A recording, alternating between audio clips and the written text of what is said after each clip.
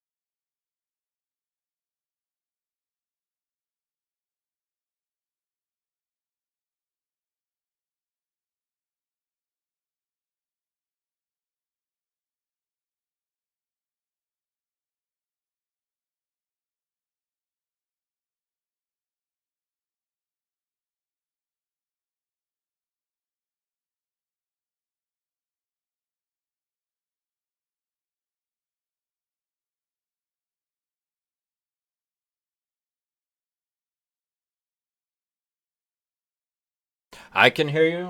Hang on.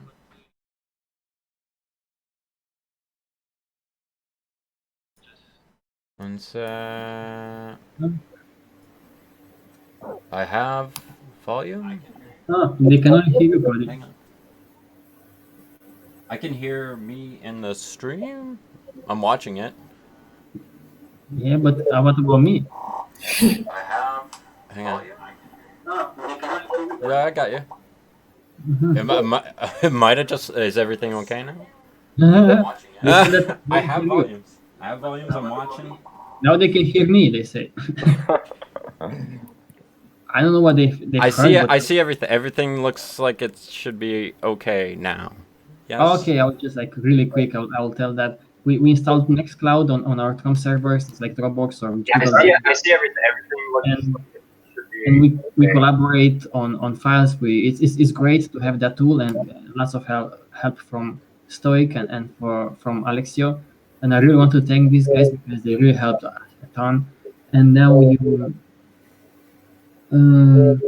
now we basically we can also collaborate on documents, which is great in the Google Drive, and that's because Alexio basically installed a thing called Collabora on his own server, and he pays like 25 euros a month for Trom. He's like, that's my trade free service to you, just so that you guys can proofread stuff and collaborate on documents. So it's fantastic, great help. Yeah, so that we use it also for this TROM-Cast because we have a public chat that you can use to communicate with us. You don't need any account, anything like that. So that's great because we can open chats for example, for TROM-Cast. If you have any questions and so forth, there you go. You can use that.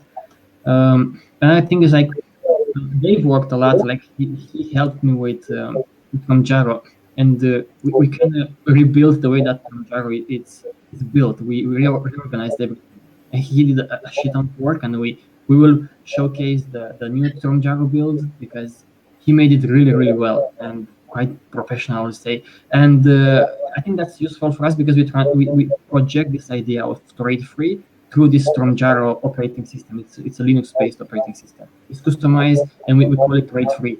We promote trade-free applications, and I will make a big video about a separate video about TROMjaro these days, so I can present it better. And we will release a new ISO this today, maybe tomorrow, or these days, anyways. So we have all that in place. So we work a lot on all kinds of stuff, and if you can support Chrome, you can join us and tromsite.com/act. You can do that or donate or spread the word about the project. And these TROMcasts, we try to do them every week. So for the past weeks, we didn't do that many of them, but we will try to. And one really important thing about TROMcast is that we give we let other people join in and come up maybe with new ideas, and maybe criticize Strom, or maybe if not, maybe they present their ideas about the world and how they want to change or improve it. And today we will discuss about and non-for-profits basically, but maybe the idea that you had. So your name is Nick Hill, right? Yeah. Yeah, that's great. So you contacted me, you sent me an email about this idea that you have. You sent an article that we should share, and a video that you made about this idea of non-for-profits. And I would be curious to see. I've read what you sent. I've read about non-for-profits in general these days to get more familiar with it. And let's see. I'm curious, how this what do you want to how do you want to like put this idea out there, or what is this idea all about? And from there on, we can discuss how Trom compares with that, or this trade free idea, and so forth. So yeah, we have Cody, and we have Dave, we have Seb, we have Sasha, and Shas. Yes. Yeah. So Okay. anytime you want, you can present us the idea, and we can Yeah, there. I can do it right now. So basically, you know that every product or everything has a marginal cost, or the cost of production, and every company tries to make a profit out of it. And so this profit, and then we see in the economic system, everyone maximizes on profit. And because of profit, we know that a lot of other things which are going bad in the system are happening. Anyway, what was profit basically called was, by Karl Marx, was a surplus that the workers generate. Every workers in a company generates some surplus amount. They add some value to any product that they create, and this is the surplus that is taken away by usually the owners of the company, which was called as exploitation. So the old theory was that the profits should be, whatever the company generates should be shared among all the workers. And from this theory of Karl Marx, I think, came the concept of cooperatives, worker cooperatives, or commons, where people produce and share stuff together. Now, what I'm saying is the profit is actually also not only the extra money that is generated by the workers, but also extra money given by the customers to the company. So basically, when people give profits to the company, and only a small number of people get to decide what to do with the profits. They invest in maybe clearing Amazon forests, or maybe doing some anti-climate research investment or something. So uh, my whole point is that we should give back the profits to people so that they can decide on what to do with that extra money, and the power is not given entirely to a small number of people who make a lot of decisions on behalf of you. Your money is taken by the companies, and decisions which you aren't even aware of are being made. So the whole concept is to uh, give back the profit made on a certain product to back to the customer itself. So that way, I made a video which shows that if such companies which are called zero profit companies, I would say mostly, because a non-profit is a little different, because in a non-profit company, maybe they sell you a shirt, and then they take the profit, and then they say that they will do something good with the profit. But what I'm talking about is a company which just takes uh, the money, and then if it is making extra money, it will just give it back to you, or it will just put it back in the same product as a lower cost in the next cycle. So by doing this, what I draw is, like, if such companies exist, there will come a time where all the products prices might go down, which will actually kind of help more people afford stuff. A lot of stuff can be affordable. And then in the long run, I would say that as the prices keep going down and down, because each business is connected to each other, I think there will come a stage where we can transition easily to a resource-based economy, where we don't have money actually. And here I want to present a very important idea, which I think struck to me, is to actually eliminate the use of money. If you want to eliminate money in the system, you actually have to increase the value of money. Like, by giving products for cheaper and cheaper and cheaper, what happens is the value of money becomes increased, right? Like, for example, right now a bread costs like let's say €1 or something. But if you are a zero profit company, maybe you sell the bread for 50 cents. And a zero profit company can actually reduce the cost of a lot of products. When all the costs get reduced, a lot of other people can afford it. Value of money increases so much, and I'm saying like as the value of money becomes so much, and I think this is I mean a very different situation when the value of money increases so much that you don't actually value it because everything is available for as low as possible. So I see this as a very practical transition phase which no one is talking about, and that's why I shared it with you. It's basically as far as I understand, it's let's take an example. Like I think you talk about some bakery. Like you make bread, and you say that maybe it will be better if this would be a non-for-profit in a way that people, whose customers, will only pay what it takes to produce the bread. So it only pays like 10 cents if that's what it takes to produce the bread, not to put a profit on top of that. That's what you're talking about. This kind of that's Yeah. the basic. And then you be so totally transparent. Like if you're making a profit, give it back to customers. If you're making a loss, also announce it on your website or something that hey, this quarter we are making a loss, but your donations can help us sustain. So, like a lot of people see economics as a very complicated thing. They don't understand it. So, a company which is so honest will actually change. Will build trust upon customers. So that's one thing. Another thing, point I was discussing today with my professor. So I think there is a tension in any capitalistic market when you go to buy something. So what happens is you are always under a doubt whether you are being robbed of money. Am I paying more? Am I paying less? You are not really sure. So there is this tension that exists in the market, and therefore you see some companies doing offers like if you find something cheaper than us, our company, then we'll pay you the double money, something like that. So I think it is important to remove this tension in the market by producing honest companies. Are you familiar with the work of Jeremy Rifkin and his book, The Zero Marginal Cost Society? Yeah, I have it. Yeah. But I am familiar with it, but I haven't read it completely though. It sounds a little bit similar because in there he was also talking about the same type of concept and the rise of this thing called the collective commons, which is like non-for-profit organizations, and in creating an abundance of goods in a way, people, the average cost of each product or whatever it is goes down to near zero. So like with music, for example, now you can access music digitally, and the price of music has gone so much down compared to buying CDs in the past. Nevertheless, despite the abundance, it is still kind of controlled by a few companies, maybe like Apple or Spotify and so on. So that's the trade element in a way that kind of blocks the access to what people might need and want and so on. Yeah. Would you say it's different?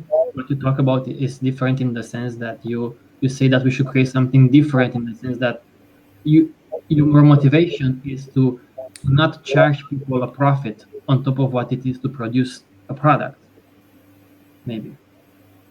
Yeah. The difference is like charge only the cost price, as someone shared in the chat that there's a cost price cafe, and just charge the cost price what it costs for you.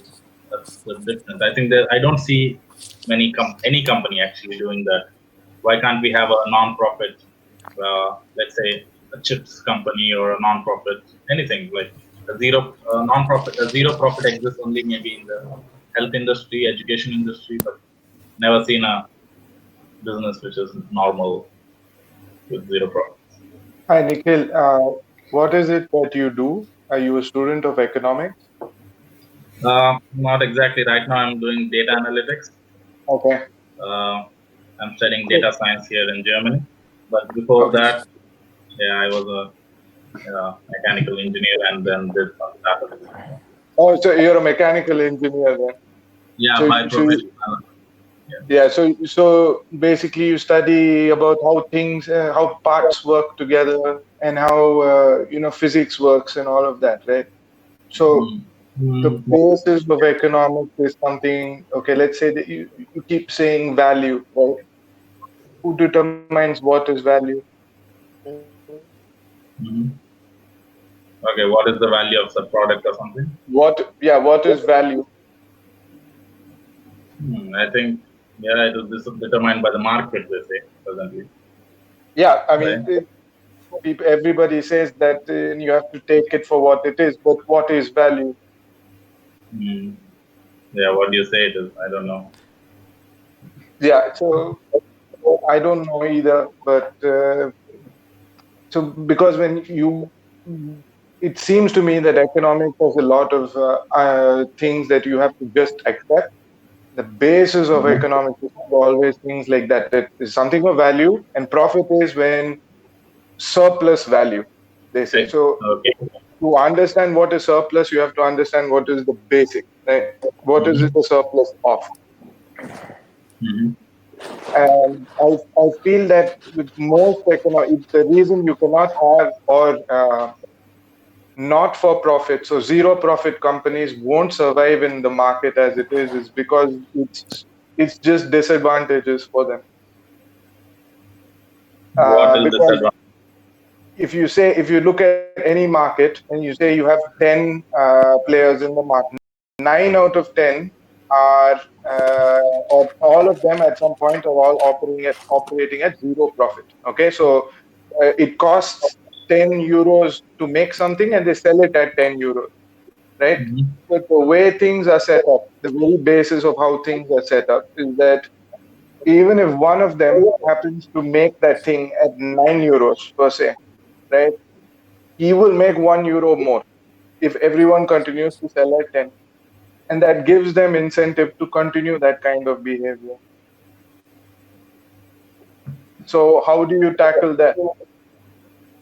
So is everyone selling at the cost price? Yeah, if everyone sells at 10 euro and suddenly for some reason somebody comes up with a way to make it at something lower than the cost price, he lowers the cost price.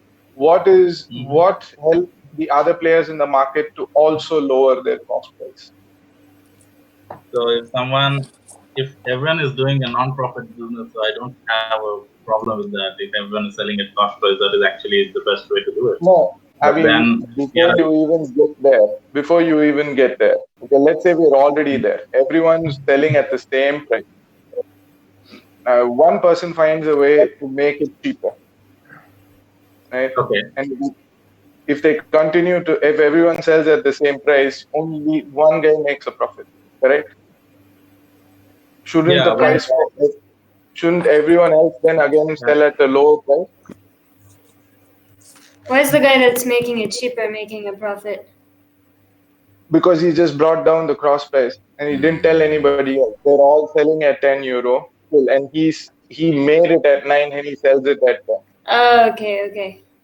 So I what think happens in that so, scenario? it's a way of like so thinking. usually How what can happens you is keep them once you can honest? find a cheaper way to do something, let's say you increase the efficiency and produce something cheaper. Usually the technology comes out, and everyone else also knows about such a new technology which makes it cheaper. And the guys who are in the non-profit thing, who have actually got the trust of the people, could say, "Hi, we also want to do this because you're just being ripped off or something. We can do it much cheaper." And Mm-hmm. then all the prices go down to 9 euros, and then yeah, Oh, I but think then it's you have just something called patents, no? patents. Yeah, true. I think so. Yeah, fine. That's a big issue. Another issue of the system, right? Patents doesn't make actual sense, as you know. But then, yeah, you're right. There's always a workaround for the patents. Patents are exactly not working because there are so many ways to go around the patent. A small change can. I mean, I don't think patents really work. Usually, we have a topic here in the business school which says patent sharks and a lot of things about patents, but they don't really. You can get around it, I would say. It's a very particular situation that you have chosen. But, yeah. Can we say that? Can we say that what we're talking about is a non-for-profit, you call it business, that doesn't want to make profits, basically, it just sells at the cost of the production. In the same time, this business also relies on other businesses that are for profit, that sells them the ingredients, like take the bakery. There are some people who will sell you the ingredients, there are people who ask you for the rent. And this, in my mind, and of course this is always going to be kind of the case, it will create an imbalance of people always rising and lowering prices, for like, if the price of, for example, what you need, the ingredients for making bread increases, you as a non-for-profit, you also have to increase the prices. So it's a game, it's the same kind of game in this sense, it's the same kind of game like managing the prices, and then the prices of not only production, but managing, and not only managing, but growing up. You have to grow up the business somehow, you need more investments. Okay, so you need these investments to grow up and to expand in order for you to have an impact. So how do you see that? How do you see the expansion and management of prices that are fair prices? Okay, so as we discussed, I mean, in the article, I said that let's start a small bakery, which is zero profit, right? So the bread you produce is usually you produce in the traditional way as all the bakeries produce, but you don't take a profit, so it is cheaper, right? But then all the ingredients also fluctuate, which is right. I agree that the prices fluctuate, and then that's why I say that you don't do it on a daily basis. You fix a rate for the quarter, and you calculate your profits in the next quarter. If you make a profit, introduce the profit into the next quarter, like the bread prices go down by that much amount in the next quarter. And then when you do this, while you're doing this, you're telling your customers that, hey, look, we don't make a profit. And if you want more such businesses, we are just producing bread now. If you want a cafe, we can make coffee also, or we can make pizzas also. We have this project. If you want, you can donate us. And then we will set up and you can see the most of the cost for the bread comes from the flour, because we need flour for making the bread. We can set up the flour mill also, and it will all be transparent, and we don't make profits, because profits are the ones which are ruining the system. And you pass on this message through your small business that you want this. And then I think the connections grow, that each non-profit is connected to another thing. But to answer your question about price fluctuations, I think you set the constant price for an entire quarter, and then you reanalyze your profits for that quarter. And if you make a profit, give it back to people. And if you make a loss, it's fine. Just tell it to people that you're making a loss. Hey, I can't make it. And then you can invite people. Hey, can you come and volunteer? Because you're a non-profit, right? You're zero profit. Just invite people. You form a community. A business should be like a community. Like, ask people to come and help you volunteer with any help that you need. So I'm kind of trying to see businesses which become more democratic, involving people, community, and everything.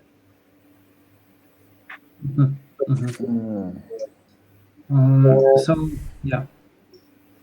I would just ask you a question, maybe. Would you consider the government a type of non-profit institution, as it kind of just collects money from taxpayers and doesn't really make a profit out of people, but they give people then free healthcare and roads and different things like that? And in different places it's different, because then they also expect you to follow their rules and so forth as a type of trade. Would you consider the government a type of non-profit entity? No, I haven't given much thought, but they collect taxes and then they do services for people, right? No, I think I would I would just consider something that you produce, and then people are paying for that, and then you don't take a profit out of it. So in this case of tax, I think money is being taken without people deciding what to put it in. So if it was very transparent, then maybe if I drive a lot, I should be given an option to invest in roads or something. My tax money, I should be able to decide where it goes. I guess that would be more transparent. Why should you be allowed to decide where it goes? So I just don't. I am not given much thought of the government thing, but my focus is mostly on the business. But I'm just saying. No, but you said you want to be able to decide where the tax money goes, right? Yeah, how can you be certain that you're making the right choice? Well, how can I be? Everyone has to decide for themselves. You cannot say I made a wrong choice or not. No one Sure, knows. okay. Everyone has to do. No problem. But how can you be sure that you're making the right choice? No, I'm not. I'm never sure. It's just whatever you feel at that moment. You're wrong sometimes. Maybe you realize next year I did a big mistake, and then you do it. It's individual's responsibility to do right or wrong. If I do something, no one in the world can tell if I did a wrong thing or a right thing. It's up to me, because no one knows in the long term what is right or wrong. Okay, but you are aware that in many times when science is conducted or scientific experiments are conducted, you must know this as a mechanical engineer that there are reliable methods to predict outcomes, right? And then the more rigorous a method is, the more reliable it is, right? I wanted to maybe to be back on what like the main idea here, and I wanted to ask this. In my view, if for example you have an organization that wants to create products that have a fair price, okay, I think it's a great idea because it will lower the prices, of course. In theory, it's a great idea. Then I will see several issues. So one issue is that, like I explained, you have to expand and to grow and so forth. So you will always be trapped in a roller coaster of getting funds. For example, non-for-profits always get into this kind of problem with getting funds, getting donations, and so forth. So that's one thing, that you have to expand and you have to always kind of collect money. Second, I would say you depend on the end consumer to have money, okay, to have money to still buy stuff. So in that sense, you still have a consumer here. You have a client, and you depend on this client for revenue. And I feel like it could be a bit of a trap, because you are in this, even if you try to be fair, because you are so trapped in this relationship with the customer, and you ask for the customer for some revenue to keep your business afloat, for example. What would you say about that? So I really agree on the first point that you made regarding expansion, that we are dependent on the customers, and just because we are transparent and we build the trust with the customer, I hope crowdfunding, which is the new way of getting funds, will actually help make democratically expand our business. Second point is, which you say is because the business is heavily dependent on a customer, how would you prevent lying or something? So a thought I had on this really question is that, let's say the first business is really doing well, okay, that the customers are connected to customers, okay. Let's say the bread making business is people are buying your honest breads, which are selling at a fair price. People like that you're doing the non-profit work. And then now think about the second business. The second business that's going to happen will be crowdfunded by people. Let's say it's a cafe, it's a coffee shop, that people together crowdfunded it. So now the very reason that people crowdfunded a cafe means that they are going to come. So because it has been democratically chosen, because maybe the area doesn't have a good cafe, or it doesn't have a fair price cafe, or a cost price honest cafe, so they built it. So I think any business that is funded democratically by people for you to start doesn't have to worry about its customers, because people have given you the money to build such a business. So you don't have to worry about anyone would come to such a business or not. I just feel on the personal sense. But I have that question, like, because they are entangled with the customer. You need your customer to buy from you. It doesn't matter what's the price. I will rely, if I will have a company now that will sell bread at a fair price, I will depend to pay my rent, to pay for the import of the ingredients and so forth. I depend of you buying bread from me. Then I feel like this can be a very perverse incentive in a way. Very like a slippery slope. It's not as bad, maybe, I would say, as like normal companies have this incentive to lie and to exaggerate and so forth. But don't you think that it's still an incentive there for me to, like, I might be scared that you don't buy bread next week, So if you don't buy bread, then everything that I've built will collapse. So because I have that thing with you, that relationship, it could make me take advantage of you here and there. Understand? That's what I'm trying to say. True. I think, this danger exists that because you built it with so much effort, maybe the company, you're trying to be honest, but then you still, let's say you have losses, okay? And then maybe you think you should lie to customers on, let's say this is the healthiest bread or something like this, I guess. Mhm. Yeah, this is the risk that runs. But what I here see a little different is the traditional narrative is for the customers to, we tell the customers to consume less, go vegan, take a bicycle and everything. The customers are the majority of the people in the business, in the market, right? But when you tell a small number, like the guy who is running a business, or like 2-3 people who are running the business, if they are like, they are okay with not making a profit and they're taking some hits also. It just takes three people, or like the number is less compared to influencing. I'm just talking about a different kind of influence. Till now, a lot of talk has been on how people should decrease their have to limit themselves, leave a lesser carbon footprint.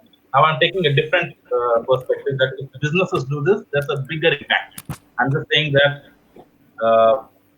if you sell things for a fair price, it is having a multiple, bigger effect than telling people doing marketing campaigns of leaving lesser. What is a fair Which is price? also, I'm saying both things work. I'm not saying that is bad or this is bad. I'm saying this is also one way to introduce businesses where there are good people who are selling at non-profit price.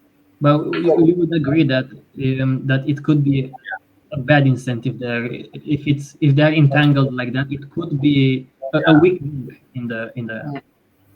Yeah, but what could they lie about? I'm just thinking that their bread quality is the best, they could say, or what could they be lying about? Well, maybe they would actually want to make a profit. They will make a profit, but they'll say that they are not making profit. I mean, I don't know if this probably happens today with non-for-profits, is people claiming that they're non-for-profits, but they actually do make a profit. I haven't dug far into it, but I would expect people to do that. Okay, I but mean- I have a question. What is a fair price? Yeah. Hello? What is a fair price?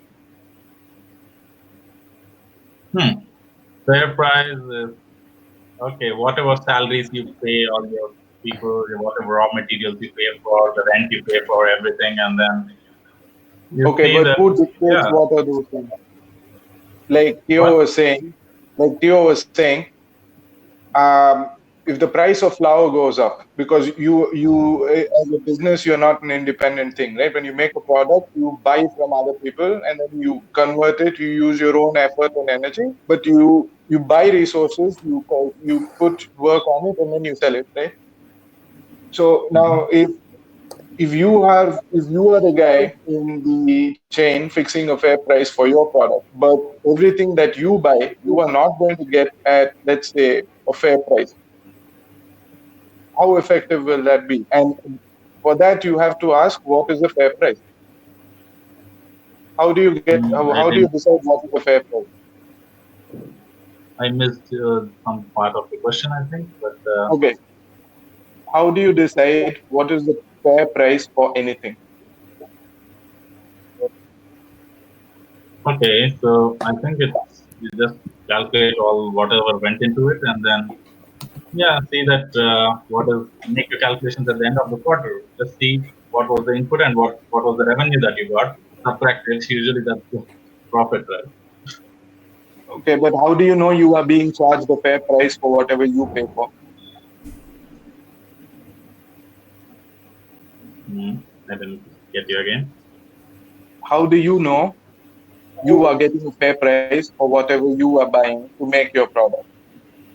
Oh, okay. How do I know that I'm getting a fair price for whatever product I'm making? Is that the question? So I'm a business person. Yeah. Maybe, but that doesn't matter for his idea. Maybe because because his idea basically is to just provide a fair price from whatever they pay for the product, to just let the customer pay the same kind of amount of money, regardless if it gets scammed somewhere on the way, probably, right? Yeah, I mean, it would be so that whoever owns the business doesn't make a huge profit, right? So, Hmm. Would you agree, Nikhil? What exactly was the? I said that maybe it doesn't matter for you what happens in this chain of production. If you get scammed or don't get a fair price for the ingredients for your bread, let's say, what all it matters for you is to tell the customer this is how much we paid for it to produce it, and you have to pay the same amount. Yeah. So yeah, exactly. So in the whole supply chain, whatever happens, like let's say, I know there is a lot of supply chain slavery and all. Is doing. I mean, you have your supply chains. Yeah, maybe there is slavery and everything, but as long as you, we should tackle one problem at a time. As long as you're transparent to the customer, I think that's the idea, because then you tell it goes back. It starts from the interface of the customer and the business, and then it goes back that you say, let's build something else in the backward, like a wheat flour or something else, and then the whole chain becomes transparent. And I think, yeah. Could the raw ingredient companies not be conspiring to basically put you out of business because they know you're doing this? Basically, why would the ingredient companies want to put you out of business? if he's taking a big enough chunk out of their market where it's like raising cost of X is like more profitable than, sorry, the way I worded that. The business model where he becomes a threat, where it would be easier to basically, I mean, they could profit off him. It seems like a business would easily take advantage of him unless there was one Well, I willing mean, they're selling, because because it's they cheaper already, and they can sell them for more expensive, but then they can buy ingredients from a different company. Right, but that's what I'm saying is, like, basically you have you would either kind of want to make a profit or you'd line up with like this ideology, right?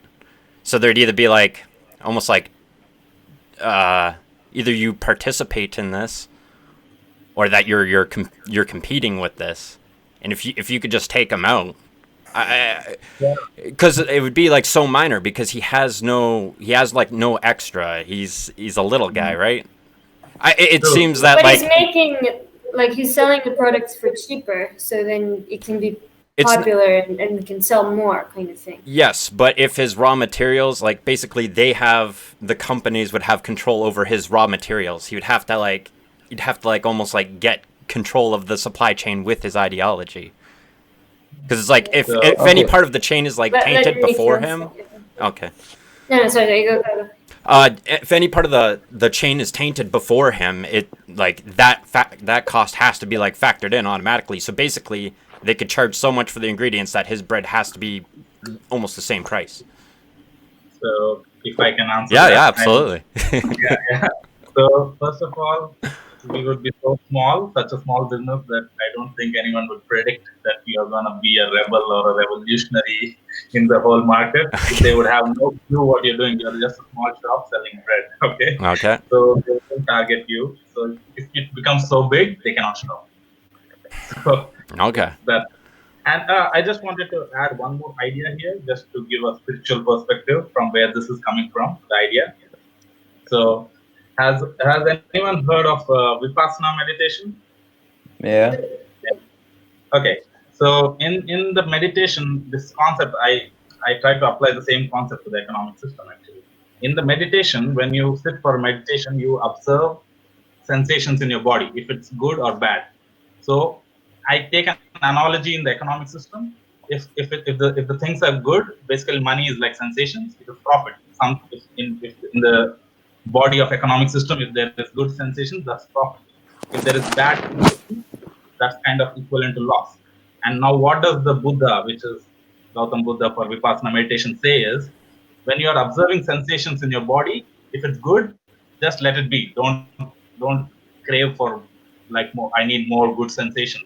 If it is bad and if it is paining somewhere because you're sitting for a long time for meditation, if it's paining, just also know that these also go away.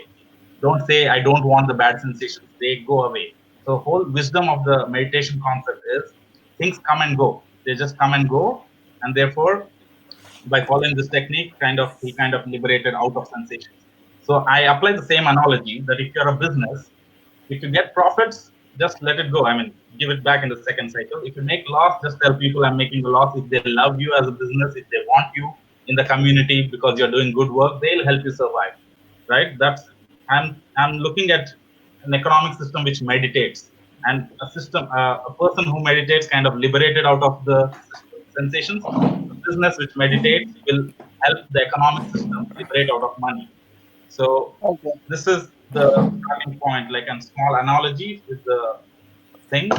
And I thought it was just important because I do personally a lot of meditation, so I thought it was important. Nikhil, do you want me to test your analogy? Yeah, tell me. Okay. You said business is like a body, right? I said the economic system is like. The economic system is like a body, yeah. Okay. Economic system is like a body, right? Okay. For 1 second, you put aside good sensations and bad sensations. Okay. Simply because there are some people who are turned on by pain. It's a little complex like that. Let's say, take a cancer cell. Okay. Uh-huh. In this economic system body, there are cancer cells that are very, very successful. They are multiplying out of control. And it obviously feels very good. Would you say such a thing is a good thing or a bad thing? I don't. First, let me intercept. I never seen a cancer. Let's not get lost in. Let's not get lost in. I think I also Seb wanted to like say something for the past 20 minutes and he doesn't have this. And then Dave, you can also whatever. I just wanted to say two things. The first thing is that if you say you have a non-profit organization that wants to produce something, like go into the business world in a way, and let's say they want to compete with Apple and produce phones. Now, the reason why Apple is able to make such a profit is because they're exploiting as well a bunch of people and doing things as cheaply as possible. So if you're a non-profit organization and you want to pay people a fair price and pay the fair price for everything, then you have to pay a higher labor cost. So the people you will be paying will be much higher. And then the end product will as well cost more than Apple's end product or whatever other company, cheap-ass company, who is exploiting as much as possible, and you would have to as well pay for the environmental damage if you want to pay for that, and the cost of all of the different other aspects. So in a way, if you enter into the business aspect of producing something, then you will probably not be able to sustain yourself long because you're in competition with exploitative businesses in a way. So what I'm saying for this is that if you're a business, just care about what you are doing. You will follow the same supply chain that Apple follows, like producing China. Maybe they have slavery there. That's not you can't be like God controlling everything. It's not in your hands. Whatever you do should actually be according to your principles. Let's say you don't want to make a profit. Okay, you run a business as it is, whatever business you have to, like if you're a phone company, and if a typical phone company produces everything in China, okay, that's what you do. But yeah, you just give back your profits, and then once people start recognizing that your phones are way cheaper, because that way it will be cheaper because you're not doing any fair price in your supply chain. So once they realize, then you tell people, hey, you know what, there is a lot of this thing going on. I mean, this is the costliest thing I'm paying for. So should we start a chips company which like stuff like this? Maybe, I mean, your customers will be a lot because it's cheaper. Product is cheaper. A lot of people will buy it, but very few people will actually invest back in your company or your future product. And I'm thinking this is not about making the entire supply chain slavery. It is about your own business and then helping people build more such businesses so that the economic system is filled with more such zero profit businesses. And then the entire prices kind of keep going down and down and down. And then that's what Jeremy Rifkin comes there, I think, which is scary. I have another question, and that is that there are some non-profit organizations that things for free, kind of. So they volunteer. That's their end product in a way, to help people for free. So they don't have a service that they're selling, like Doctors Without Borders, or there are a bunch of other things like Wikipedia in a way. They don't have anything they're selling. It's just for free. Because many people in this world don't have anything to trade with, or to even buy whatever price it is one would sell something, So what do you think in regards to that? Are you thinking that the price will just lower eventually to the point of it costing nothing, if many people adopt your type of approach, or and then things will take time until people get to that stage? Or is if I'm following correctly, I don't know. So it won't immediately become zero. At least that's what I'm thinking. In my view, when a business connects to a lot of other things, other non-profits, if all the ingredients, everything comes from them. So I think the prices go down and down, and then I just extrapolate from there that they will tend to zero, but I don't know immediately it becomes zero or not, because these companies should also invite people to volunteer, and that actually brings the costs further down, because if you have more volunteers producing more bread or something, so it can tend to near zero. But I don't know when the shift happens. The shift usually I said happens because I see a zero profit company breaks the fundamental economics, which is demand supply curve. So if you're producing something for zero profit and all your breads are sold out, let's say all your breads are being sold out every day, that means the demand is high. If the demand is high, a traditional for-profit company would increase the price of bread, right? But a zero profit cannot increase the price of breads, because at the end of the quarter it has to show zero profits. So what does it do? The distribution changes. It might be like first come, first serve, because the breads are being sold out. Maybe you come early. If you're really hungry, come early to take the bread. Or maybe it's like if you're really hungry, the needy person, who are the needy person, we distribute the bread to them. So you see already the distribution, the whole economics is changing. The demand supply curve said that if the demand is high, the price will be high. But then we are changing the economic system of distribution. Like you produce the goods because it's a zero profit company. They produce a limited amount of goods like breads. Let's say they produce 100 bread packets, but then maybe people have to decide how to distribute.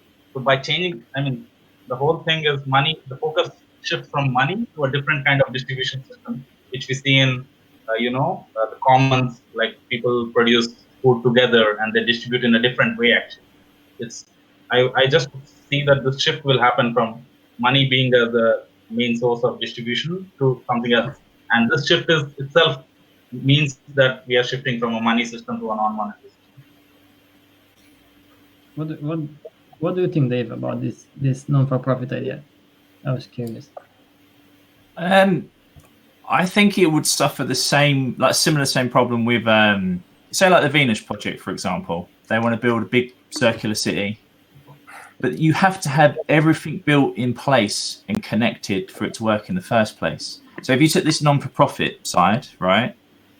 If you started a new village and every small business, and it was just small scale, worked on this basis, like someone produces the ingredients, someone makes a chair, for example, that's already a system, like its own little bubble, and it would work to a certain extent, right? Because then if you're going to live in this village, rents can't be high because no one can pay for it. You can't get taxed. You're not going to get taxed for owning the business. You can't, if you was to integrate a non-profit, say like a chip shop or a bread shop in your example, why would anyone go to the bread shop, right? Because you've got Lidl's that sells a loaf of bread for 30 pence. So how are you going to, I don't think it's a very good example, because it's not realistically going to be worth even opening the shop in the first place. And like most non-for-profits that you see are like charities that are filling a gap where companies can't exploit profit out of whatever it is. So whether it's like homeless or, people that need support at home, like that's where the non-for-profits are filling the gap where the market system can't get a profit from it. So like I just think it suffers the problem that if you was to set up somewhere away from a big city and start from scratch, it would work to a certain extent, but not somewhere that's already developed, because it will just be devoured by every other corporation. Yeah, I think you made a really. Just wanted to emphasize on some point here, because I was thinking about something. What if, let's take a concrete example. What if the bread that Lidl is this like big supermarket chain. What if it's cheaper for them to make than for those who want to make no profits? Just because Lidl is so big, it has these massive contracts that can cut the prices so high that it's cheaper maybe for them to produce the bread, in this profit-based environment than it is for you as a bakery to do all of that. What if that even when you're not getting profit? Even if you don't get a profit, because they get a profit because of their business model. Overall, they will get a profit. It sells so much. Yeah. So you have to first, bread is a bad example, I agree, first of all. Maybe you start a restaurant, a restaurant. So basically you target a business where the profit margins, where you can compete easily.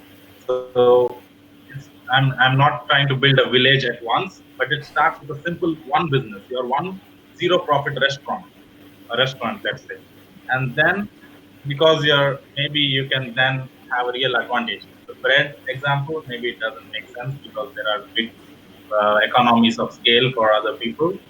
But think of such a business where you can actually, by not making businesses where there are huge profit margins, enter there and say, you don't make a profit. That would make people catch your attention. They would listen, okay, what is this business doing? Why doesn't it make a profit? And it is telling, and it is using this as an advertising campaign. Like, we don't make profit because for the climate, for the inequality, economic inequality, for all the slavery in the system, for all this stuff. You can use all this stuff and say, catch people's attention. And then once you have their attention, you build the next business. So basically, you're building a global village starting from one. And not the vision is, you're right, the vision is that if all the businesses are connected, then it becomes a moneyless economic system, which is not in my lifetime. I know it will not happen, at least with this idea in my lifetime. But the idea is to start one business and then attract people's attention and then tell them, okay, we are planning a new bus business, bus which is non-profit. We don't make profit. We have a transport system which is non-profit. And then you build businesses and everything connects. And then comes the village, which is a global village of interconnected non-profit businesses. And then you see that people start working in areas of their interest because all the prices go down, all the salaries go down, money doesn't have value. If you want to be a baker, you be a baker. If you're interested in doing your engineering stuff, you do that. Everything kind of, I think, who better than you all to know the advantages of the non-money system. If I take the profit and I paid all my workers more, I made a profit, but I paid all my employees more. Wouldn't that be a better system than a no profit at all? In a zero profit system, you pay the salaries as per the market price, as per what your competitors are paying. But if you just pay them more, that is like cheating. That is like just showing what a lot of non-profits are, I think, doing that. They increase their salaries, their own salaries so much, and they show that they don't make a profit. This is also one way of doing it, which is also cheating. But sometimes the salary is so low that people living on minimum salaries can barely survive. So maybe it's fair to have a higher salary. But then again, what if you give them higher salaries, like let's say you want to give fair wages, then it runs the same mention. I think what Sebastian just mentioned, that you are no longer competitive. Your prices go higher and people don't buy. You want to change the economic, the goal in your mind is just be a single focus goal. The goal is to decrease the prices, but also sell out this idea into the market. By being cheaper, just put advertisements that we don't make profit. So that is the goal. So more and more people buying your stuff. In the sense, relying on money and business, do you think maybe you promote the same system? It's like an adaptation to this system that we live in, and saying that we have a better way of doing it, because in a way you support the same system that with prices and then production and putting a monetary value on all kinds of, like, from labor to the products itself. Do you think in a way you will support the system. You will become integrated into the system like many non-for-profits are doing today. So you're saying by not paying fair wages, by also integrating into the system, I'm kind of supporting the system. Yeah, Yes. in a way reinforcing the same system, but Yeah, maybe better. but then I think to change the system, either you go separately, go your isolated way and build your own system like the Venus project, or be a part of the system and change yourself. You cannot like change everything at once. That is my only thing. To change something, you need a laser focus on what exactly are you planning to change. And the exact thing I want to change is the whole system that we have builds on this one concept that it makes profit on every transaction. Every exchange in the system has a profit. So your target should be to break that at its core. So every transaction, don't make a profit. That is the only goal you have. And then yeah, you see that the system changes slowly, slowly, slowly. You cannot have multiple goals and be distracted yourself to even have a change or an impact. Isn't because the transaction is pushing for profits.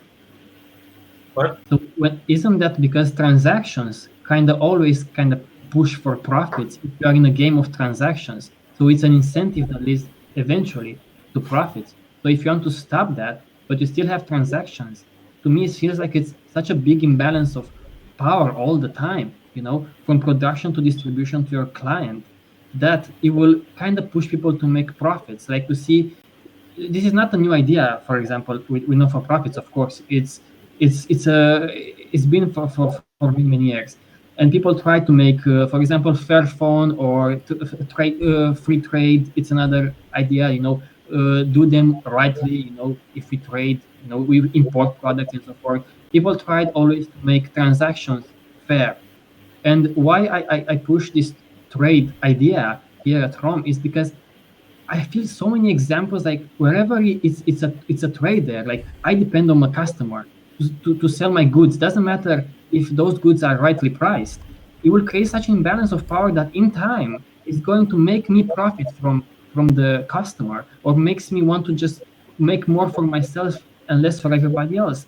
There are so many ways I've heard of non-profits doing this. Like for example, they're paying a transportation company to deliver their products, even if the price was fair. They were like, oh, we have to pay this company, but they had a connection, that company. They could, like, in a way, wash money to that company of transportation. You can come up with many such things, because I feel like whenever we deal with this, like if I have a bread company and I rely on people to buy my bread, I feel like it incentivizes me at one point to just take advantage of that somehow. So if we are to put, yes, they are a bit similar, but some things are very different. Imagine a bread company, or a bread organization that creates bread. That one gives it a fair price, for a fair price, like 10 cents per bread. One gives it a straight free. You give nothing for this bread. In a sense, I feel like this is more realistic, your idea, in a sense that we can just start to produce like free bread for everybody. In the sense, I think it's a good idea in that regards. Like we should maybe ask for people to pay for whatever us have to pay to produce that bread. Yeah. On the other hand, I feel like because you have here a relationship with your customer and you always expect something from your customer, that price, it creates a very bad incentive for the organization itself.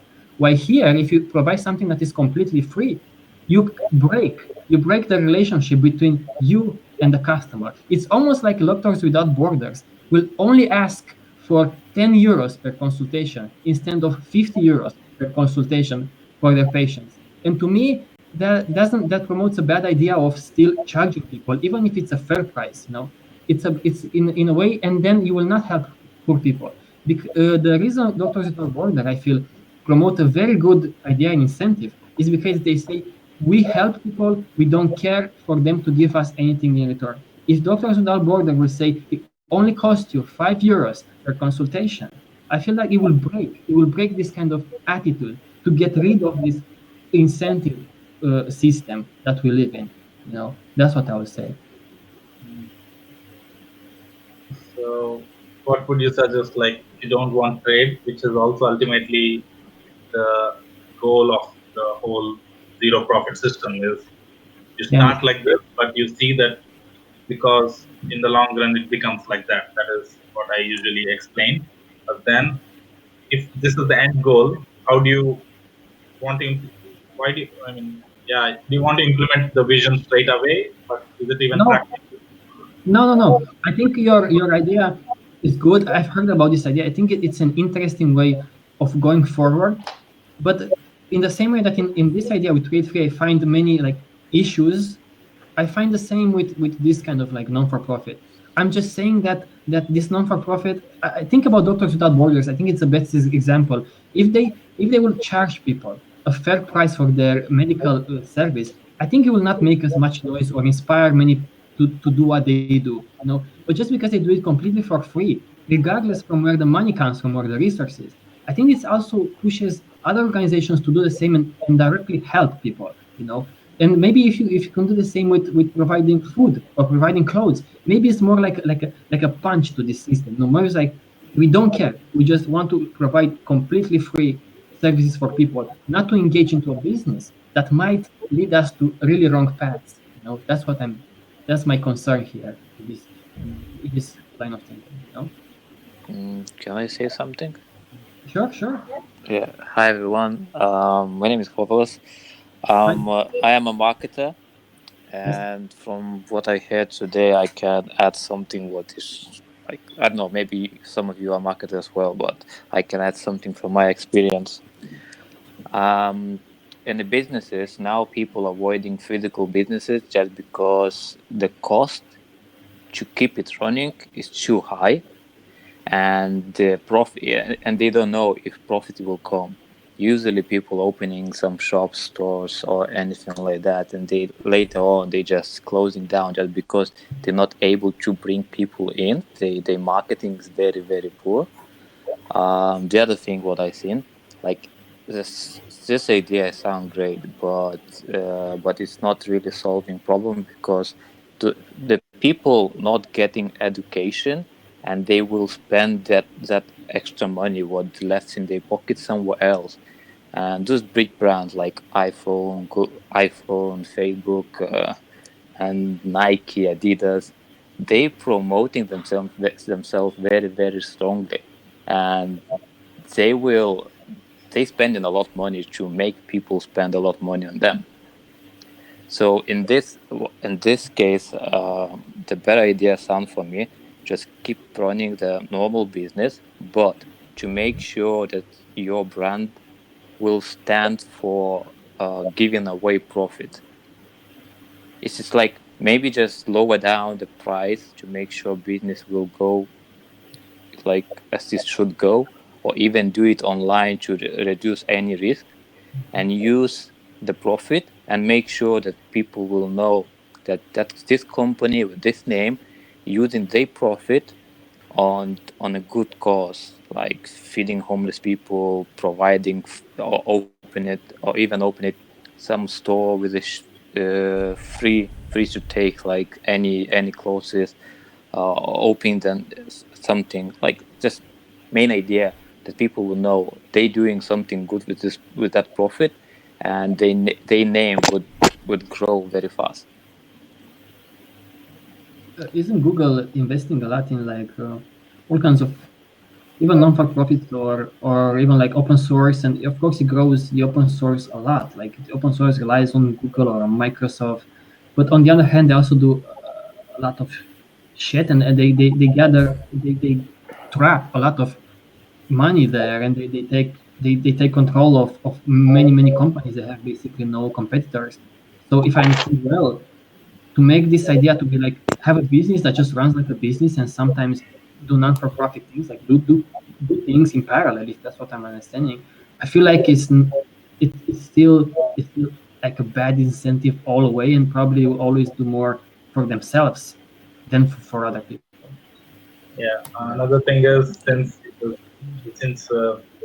previous person who spoke answered that doing online is maybe better, and then I think I don't see any barrier in starting a zero profit business online. And just seeing the difference in marketing, what you're saying is we will do good with your profit. That is your marketing. I'm just saying another way of marketing is we don't do profit because that is the main reason everything is messed up. That is also kind of marketing, right? It just matters. I mean, I have seen businesses that we talk about which say we make profit and we do it for the good. Like you buy a pair of shoes, we give a pair of shoes. You buy a shirt, we give a shirt to a homeless guy. This is all good. I mean, marketing which is already being done. There's nothing new in this thing. I'm just saying really another way of marketing is we don't make profit. If we make a profit because you bought online, we can reimburse it directly back to your account. Like let's say 10 euros we made profit out of it, we give it back to you. See how that feels to a customer. It builds more trust, and I think this is a different kind of marketing also. It is not the traditional way of doing it, but it's a different way, and I think this is a powerful way because it directly attacks the heart of the thing, which is every transaction has a profit. And I think I fully agree with you. I'm just saying from my side because I'm deeply in my like I running my business around marketing, and I have like digital marketing agency, and I know what other companies focusing on. They just focusing that make sure when people they want to make sure when people look at their phone, they forget about anything else what they seen all day. They would be affected by emotions what they see. To create, they want the people be affected by emotion created through their content and forget about everything. And this is only one like concern because I know how powerful it is because I'm working in there. And people like when, and like you all know how nowadays society running always on phone, laptop, and always popping up some ads. And this is what they're doing, just spending a lot of money, and they're making sure that people will see them every time. It's just I have to bring this concern on just because like this is what is happening. So just to add a bit, sorry. So I'm just saying we can also make them hooked to the website or something because there's so much of already content on how making profits is messing up the system, right? There is already a lot of content. It's a different kind of marketing which can also be really powerful and make people be attracted to what we are doing, something very different. I would love to I would love to think simply about three scenarios. So what do you think is better? A Wikipedia that will ask users for €3 a month, a fair price to pay for the servers. A Wikipedia that puts advertising and they make a fair profit from the advertisement to pay for the servers. Or a Wikipedia that doesn't ask anything from the users and just relies on donations. What do you think is less incentive for the Wikipedia to do bad? Yes, the last one. It was a question for me. For everybody, like, what do you think is less incentive for Wikipedia to do something shady there? I would say altogether. Altogether, why is that?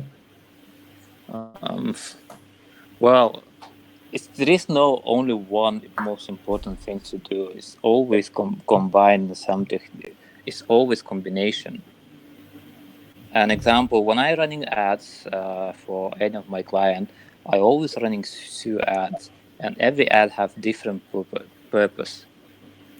So, and even when the person landing on the store is happening, the other thing is like customer, how it's called. This is how we communicate with customer, how we satisfy him or her. And the last thing is how fast they get what they want.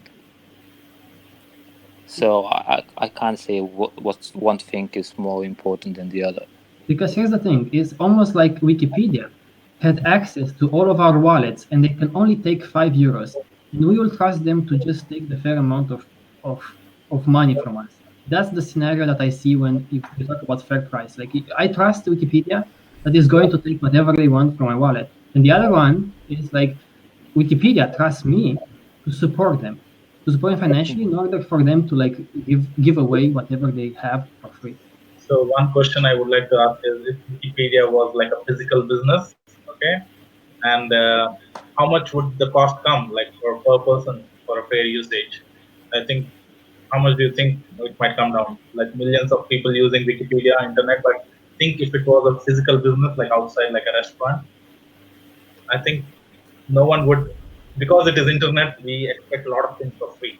Okay, because it is internet, we expect that everything is kind of free. But I'm saying, even if it existed as a physical business and you divide the cost per person fairly, I think it would be so low, I guess. I mean, no one would hesitate paying for that.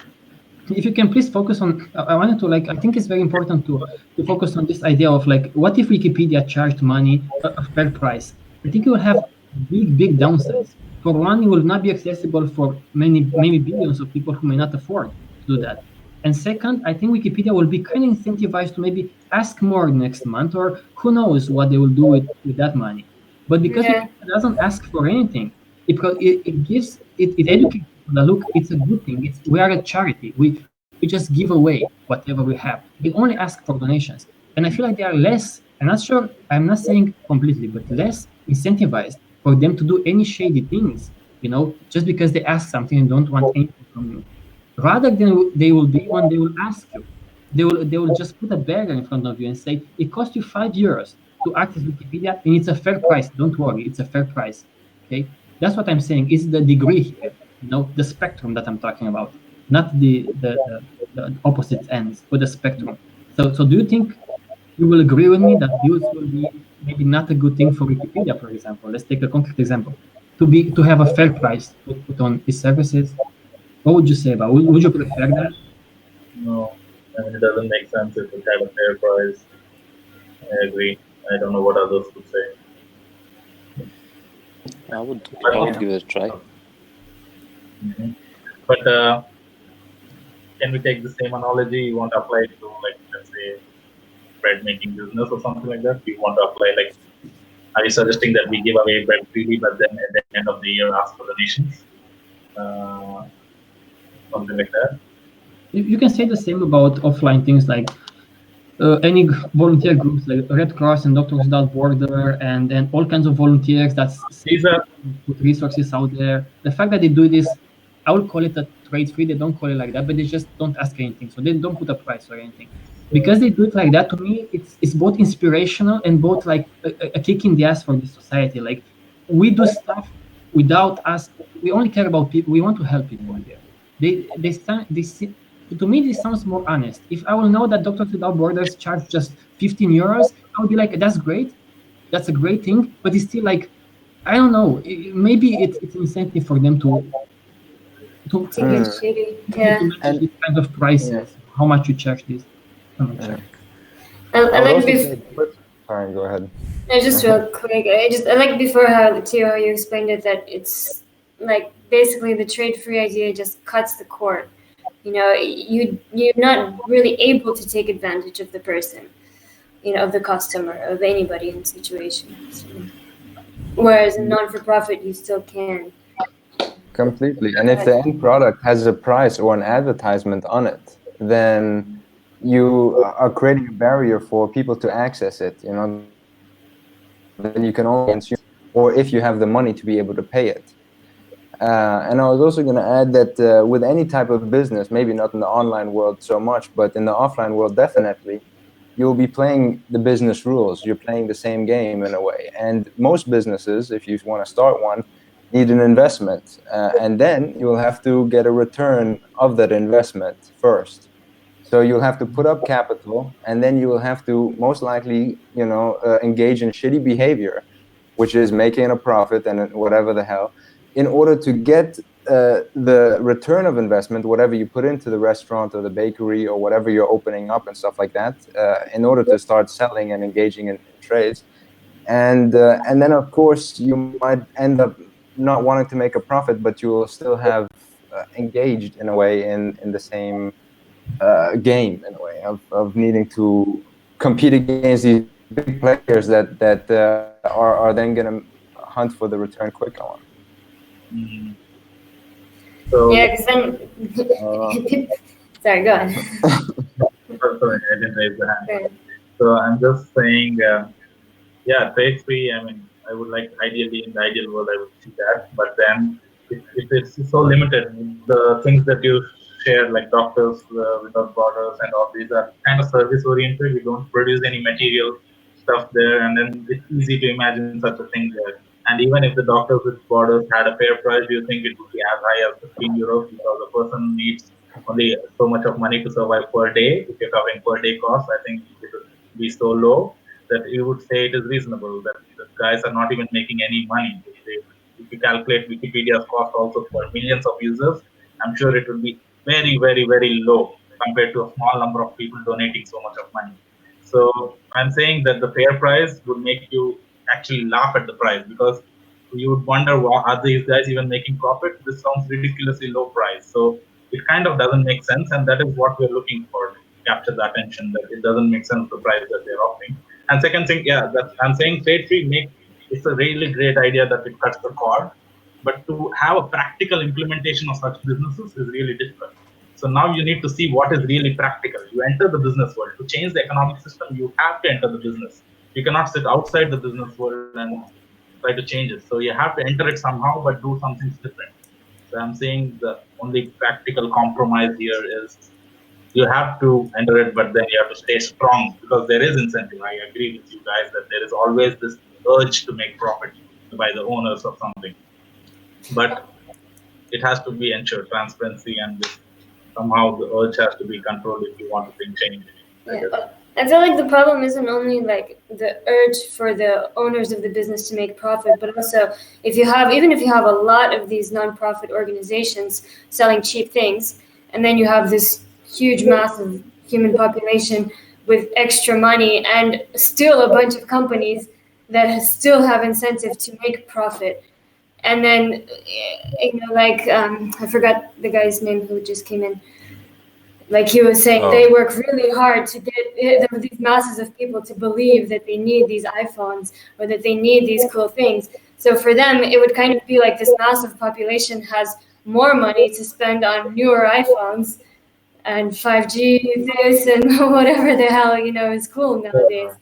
What I'm saying is, because the mass of people have purchased from you, you're saying they have more money. The very fact that they have purchased from you, it shows that once they purchase from you, they realize that there's a new way of doing business, and they know the message is communicated. If they have done business with you, they're also accepting a message. Not necessarily. They might just be buying it because it's cheap. A lot of people do that. Like that's why they buy from Lidl and stuff. True. Not because Lidl has a good message. My point is the marketing that the system is ruined and everything doesn't help. Even if you market that buy organic stuff, buy fair price stuff, people will keep still buying cheaper stuff and everything. By introducing such a business which already produces cheap stuff, you kind of also address a lot of people who already buy cheap stuff. And by telling them that if you do more business with businesses like us, which are zero profit, you're kind of helping the economic system. Right now, people keep on buying, as you're right, people keep buying cheaper stuff, they don't care. And this is one way to address such people, I'm saying, I think regardless if you put you make something trade free or you make something a fair price, in this society will always be these wolves, like Google and Apple and so forth, that will want people to spend, So even if you give people free stuff, this will always going to be a problem. That's for sure. If that doesn't matter what we talk about fair price or we talk about trade free stuff you give to people. The only major difference I really try to explain here is that it is less incentive, I would say.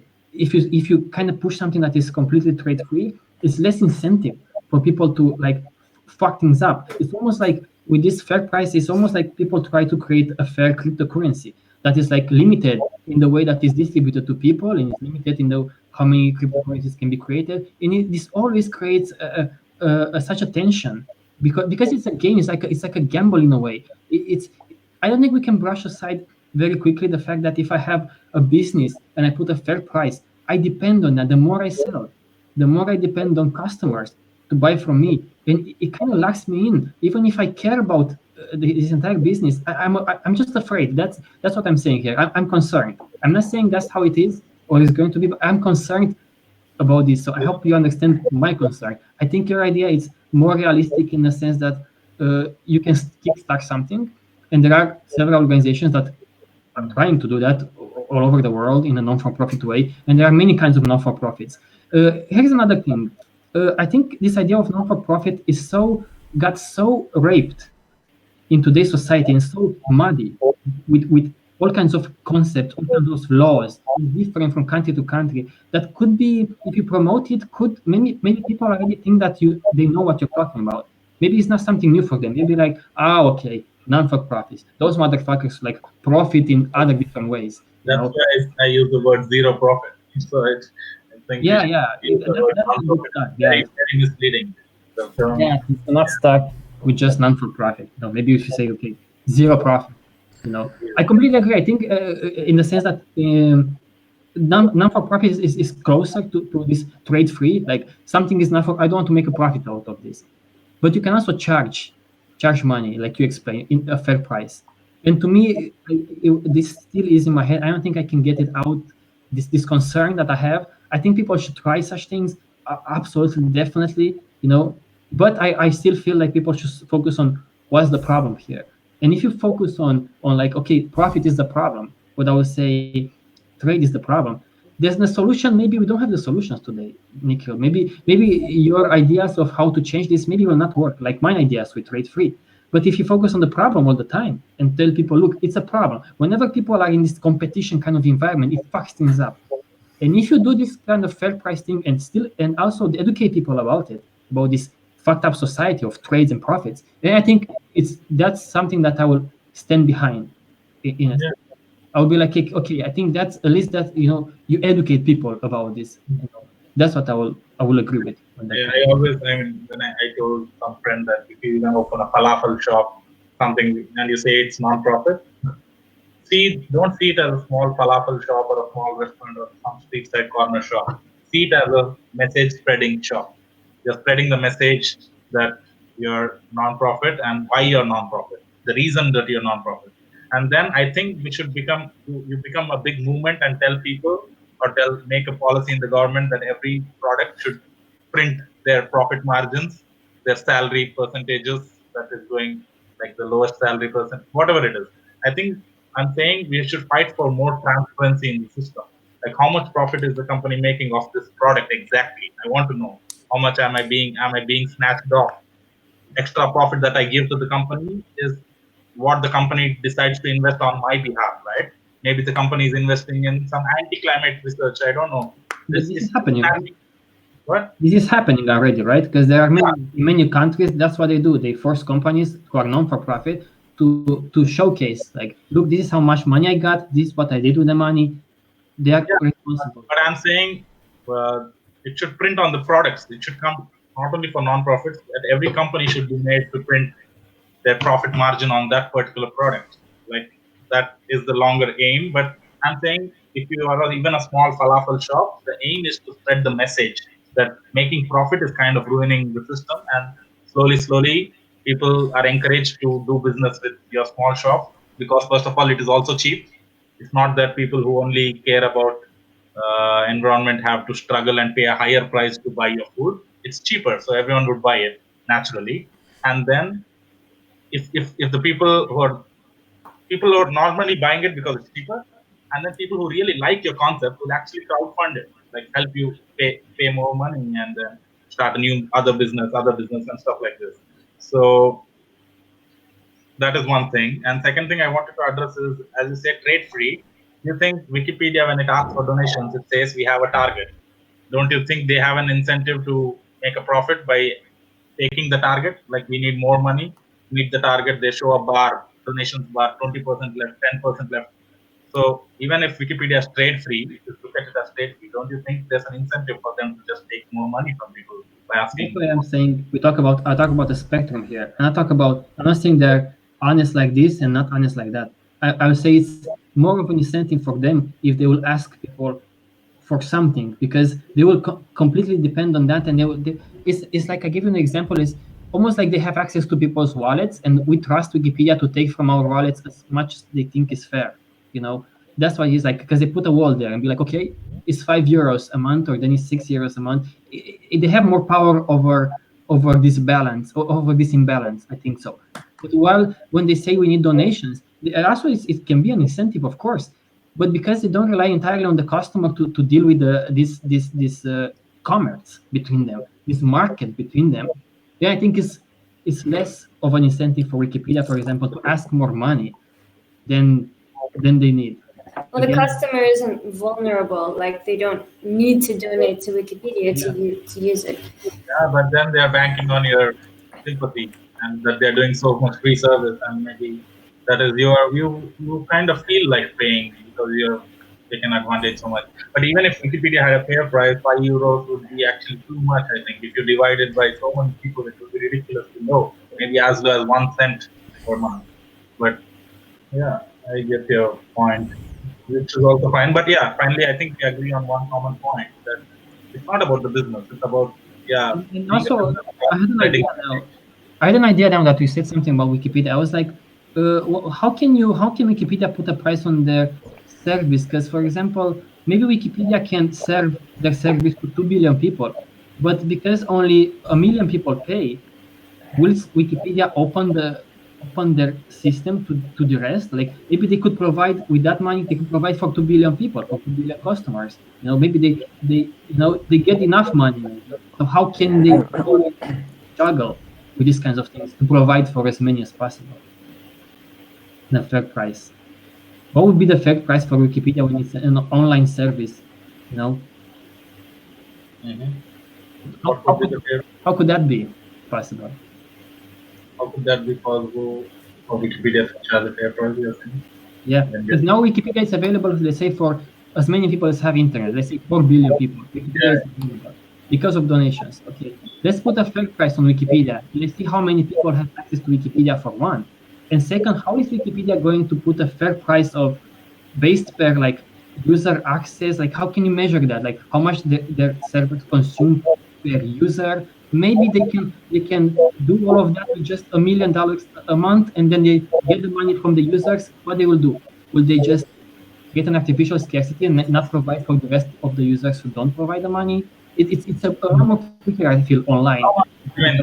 If they set a fair price, assuming 1 million users, let's say they set a fair price, and the 1 million users pay the money, and even 2 million, second million users also pay the money, and then Wikipedia sees that, 2 million people paid, I got 1 million extra money, so they reimburse everything, and everyone gets their half of the money back. And if other 3rd million people also are interested in Wikipedia because they love Wikipedia, they get more money, and then Wikipedia thinks, we are a non-profit, we are getting more money, so they reimburse again the money. So everyone gets their 2/3 of their money back, and then if the fourth million also people subscribe to Wikipedia, so you reimburse, and you see the cost. Everyone kind of is paying like 1/10 if 10 times more people join Wikipedia. But it puts Wikipedia into a very shady or tricky market tactic here, because they get infused with profits basically.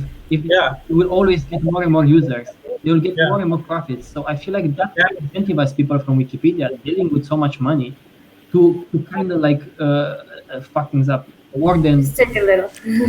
But then if they keep returning the money back, that's the whole point. Like transparency is the whole point. I don't know, somehow we should handle transparency, but a company that returns money back is kind of special, and who's really transparent about their system.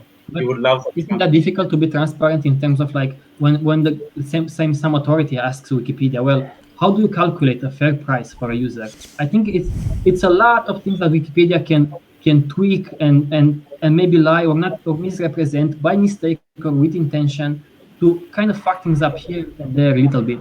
While if it's a simple system where Wikipedia says, I don't want nothing, I just want money from people to pay for my services. How even easier to check maybe. How is this different? Like, I don't know. At the end of the year, Wikipedia puts up an amount. I don't know what is the number they put up, like 500,000 or something. Who comes up with the number? Isn't it fishy that who is coming up with this number and calculations? It's the same calculations that is happening. The thing is, the difference is they are doing at the end of the year. In my model, it would be like they do every quarter, every month they used to calculate. But someone is, at the end of the year, someone is burdened with this calculation of how much Wikipedia needs per year to run, right? Who is coming up with that number? Is it democratically decided? The same challenges will apply to a fair price. If Wikipedia charged every user per month, the same thing, the same authority who decides at the end of the year will have to decide every month. I don't see any difference. Well, I think the difference in terms that it's more complicated and they have to deal with directly the customers. They're not just users for Wikipedia. People are customers. They have to deal with that. And I think it's way more tricky. That's what I'm saying. Don't think that I'm saying that Wikipedia does well now. I'm just saying that it does better than if they were to charge for people from many perspectives. That was one reason. Another reason was that thing that we know other people may not be able to pay it. I don't know how they scale this up or how they decide what is a fair price, how they get from $1 a month or to 10 cents a month or a cent a month for every user. It's going to be always, I think it's going to be much trickier. In my opinion, when we talk about a fair price for Wikipedia, it's really weird because every website, a person accesses website for free. And suddenly, if Wikipedia charges money, it sounds very weird. So therefore, we are not able to directly apply this concept to Wikipedia. But in the real business world outside, when you buy real material stuff, not information transfer, but you buy some things to eat or something to drink, it is very, very, very common that you pay for it, right? And therefore, the concept that I talk about of a fair price or an honest price, I would say honest price is a good term because fair price again has its other meanings. Let's say charging an honest price makes sense, but when you apply this concept to Wikipedia, it doesn't make sense because almost all the web pages are free. Everything is kind of free. No one pays money. Therefore, it sounds a bit weird that you charge per month for a Wikipedia. Sounding itself is weird, and therefore, I think we should be really careful when we apply the concepts of the real business world to an online world. And really little skeptical. Wikipedia also has like servers and offices and so forth. But take again the other example, the Doctors Without Borders. Now I'm thinking if they would charge money, Doctors Without Borders. Let's just a little bit. Let's focus on that because they do some physical stuff. They need all kinds of products and transportation and so forth. I would say now, if I think about it, because they are a charity and they do these things for free, they also get free stuff from other charities. Like, oh, we provide you transportation, we provide you this and that. I'm thinking now that if they could provide a fair price, I'm not sure they could have this kind of more friendly relationship with other organizations or companies who will help out for free because they want to put a price on everything here, on all of the pain. Exactly. Yeah, no, I agree. Now, again, we have to be a little careful about when you say doctors, when you say education, what happens is there's this feeling comes that these are the only social organizations in the world and therefore we are okay. I mean, because we are concerned about health, the life of a person. Education is also kind of, you tell it's a very social, I mean, it's really good job to do education in the society. And therefore, the non-profits are very limited to education and health and some other things. But when I'm talking about these things in a traditional business, like running a restaurant, no one would expect that you do it for free, obviously. So the concept of giving free food is also there. Like there are organizations who give free food, but in a traditional business, like a non-profit chips company, doesn't make sense. Like you give it for free, but why? I mean, so I'm saying there's a very fine distinction between social work and traditional business. And here we are trying to disrupt the traditional business market. We are trying to disrupt the majority of the business, which is not socially oriented. So you want to disrupt the mainstream economic system, and not the social economic system is a completely different ball game. It's based on your sympathies, it's based on your guilt, and that's where you tend to give money more freely. You don't think about trade because these are very human values. Social sympathy, seeing someone die is very painful, and therefore this has evolved through millions of years, and an economic system cannot change that. And therefore, these are the things where we are willing to give without trading. These are powerful things, and therefore maybe food should fall into that. Sorry, I was going to say maybe food should fall into that. Food, yeah, really, actually, but a fancy restaurant wouldn't fall into that. Food but you also said food does fall. You also said that you want to not only do this zero profit thing, but to also have a social message, in a way. Like profit is bad, so you can't just separate maybe the two because you also want to do more than just having a business. You want to have a social impact, right? With what you are trying to do. Mm-hmm.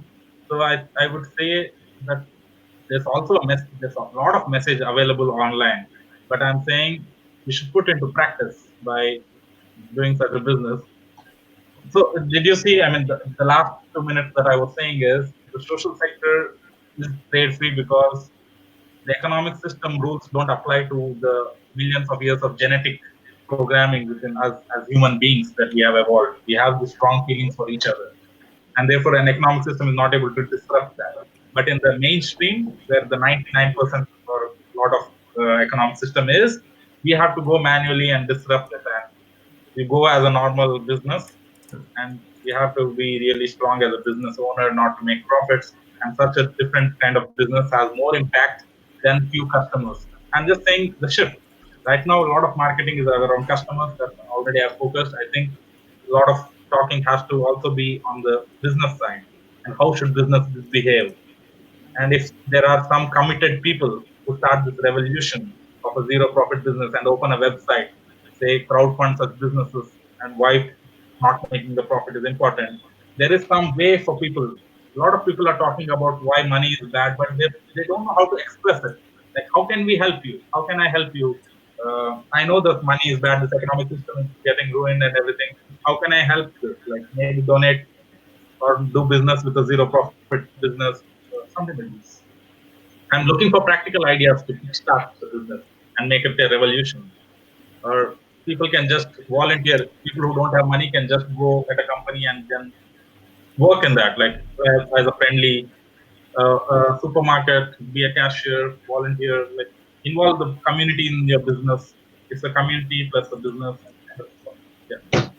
I've seen these Linux distributions that usually they have to provide their distribution for free because it's usually, if it's open source, the source code should be there. But they put when you they are very tricky with you. Like for example, Elementary OS, even Ubuntu, you go there and they don't have a download button. They have don't like buy it for 5, buy it for 10, buy it, but you can also buy it for 0.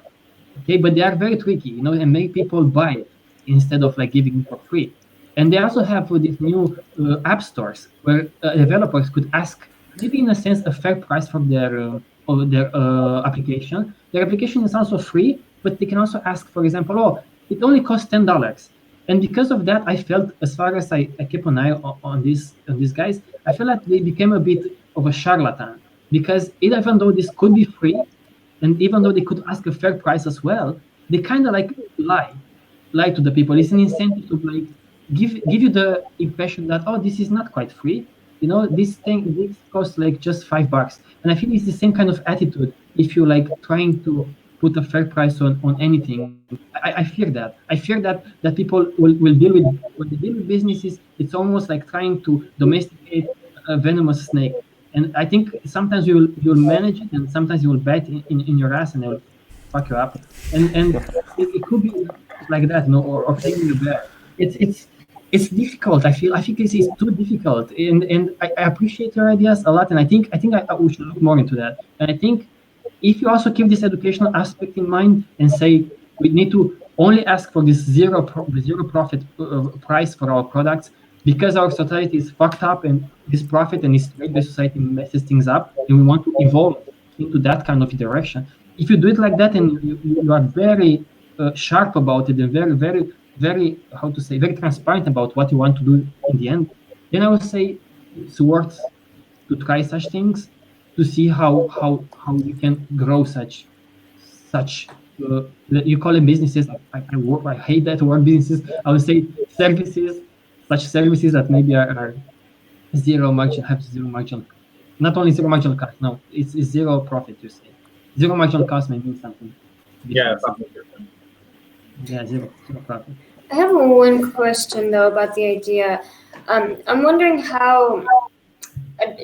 I read your article. I thought it was a really nice article. And in the end, you were saying, and you mentioned it earlier, that basically you want to move into a moneyless society from this. And I understand that, okay, if we have lots of businesses that don't require a lot of money, we don't need to spend much. People in general have more money than then these things will be cheap and almost moneyless. But how can that transfer into a moneyless society, a moneyless system? Yeah, true. I mean, I had made a video long ago and I missed some concept, but I'll try to see. So let's agree that a lot of such non-profit businesses are growing, right? And because, let's say, if you want to make a chair or something, you get things from different places, and the costs keep going down. Once the costs keep going down of every product, the salaries would readjust, because now to live a good life, you need lesser salaries. So because you get lesser salaries, the costs again go down of the products themselves, because you're paying lesser salary to all the workers.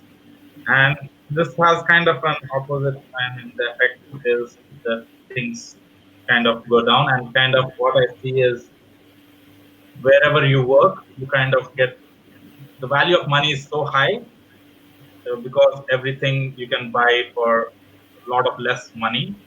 Then finally, what I think I wrote an article on this I would share, but I don't remember exactly. I'm saying that it would be easy to transition from one job to another in such a case where you less money also can buy you a lot of stuff. You are not no longer afraid to shift jobs, and people will shift jobs into doing what they love.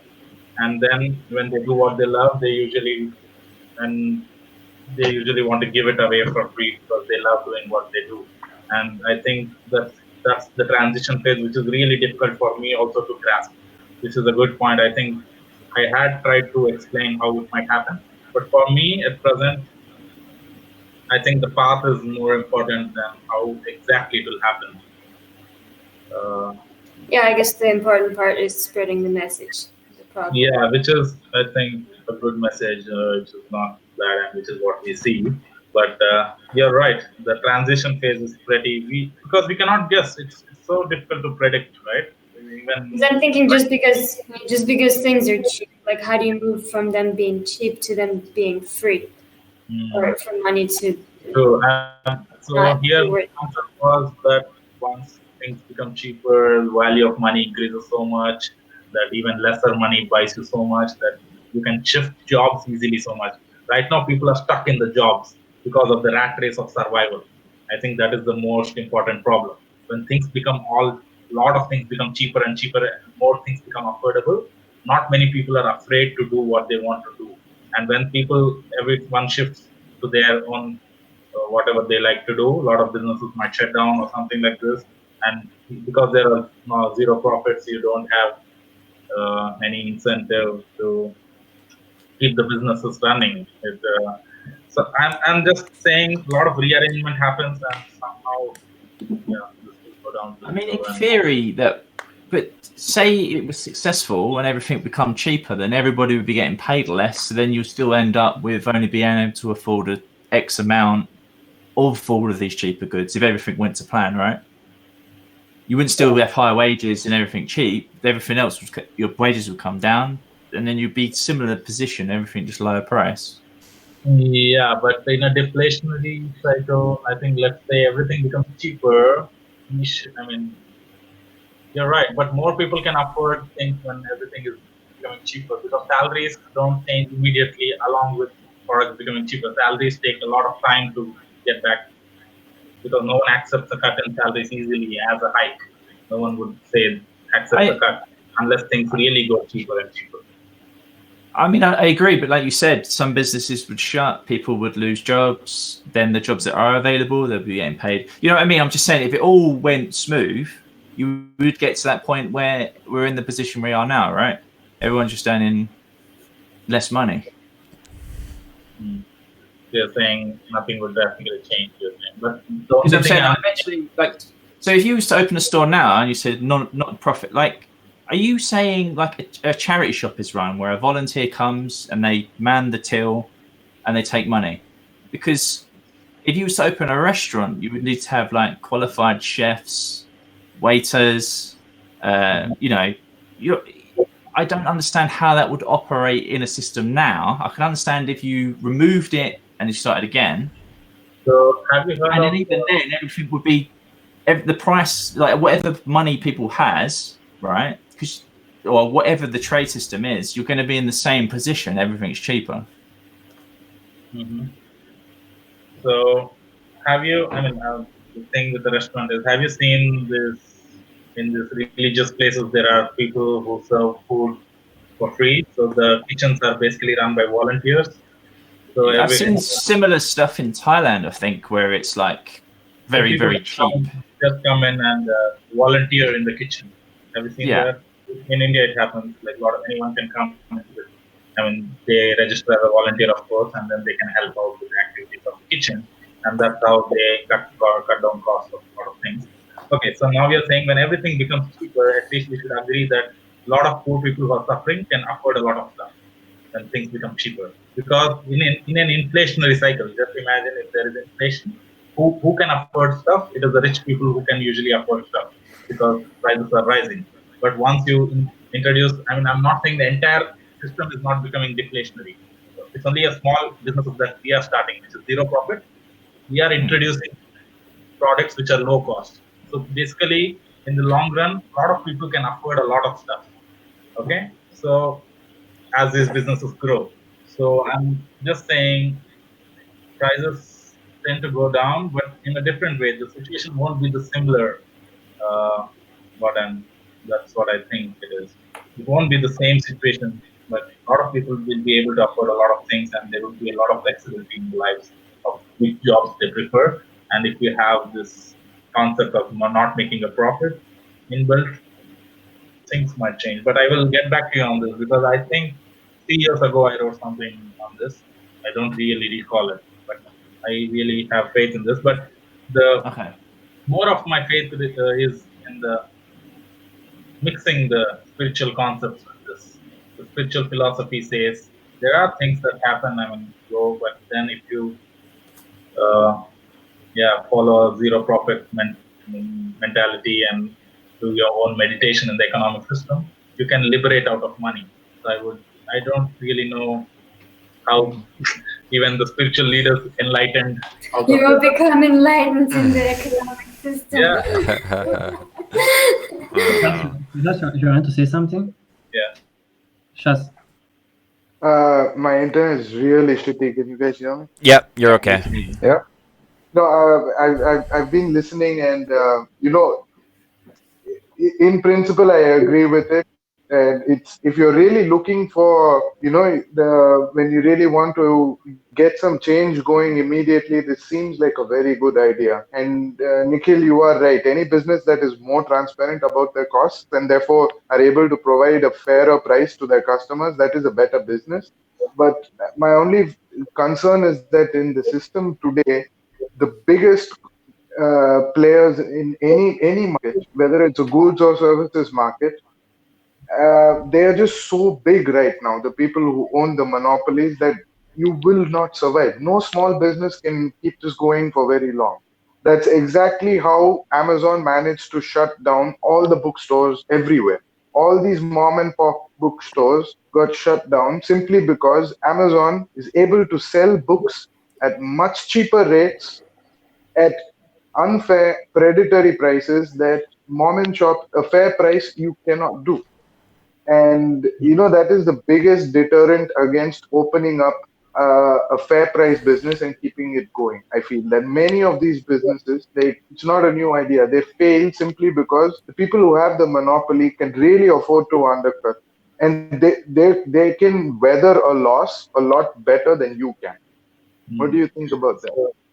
So I'm thinking they usually undercut the prices, and when they enter a new market, let's say they enter India, they undercut a lot of prices, and then they make all the other things close, and they become a monopoly. But in an article that I read, Amazon actually makes 20% profit on each of the product it sells. So if you are also an online business, let's say in places where they don't undercut, maybe in US they don't undercut, but if you don't make the 20% that the Amazon makes, and you can actually be competitive with Amazon by staying, and you yourself should have a lot of values, like let's say you don't take pay, or everybody in your company has a minimum pay or something. You really start a business as a religion, which is to change the economic system, and you say we all work for this low cost because we want to defeat this profit making thing.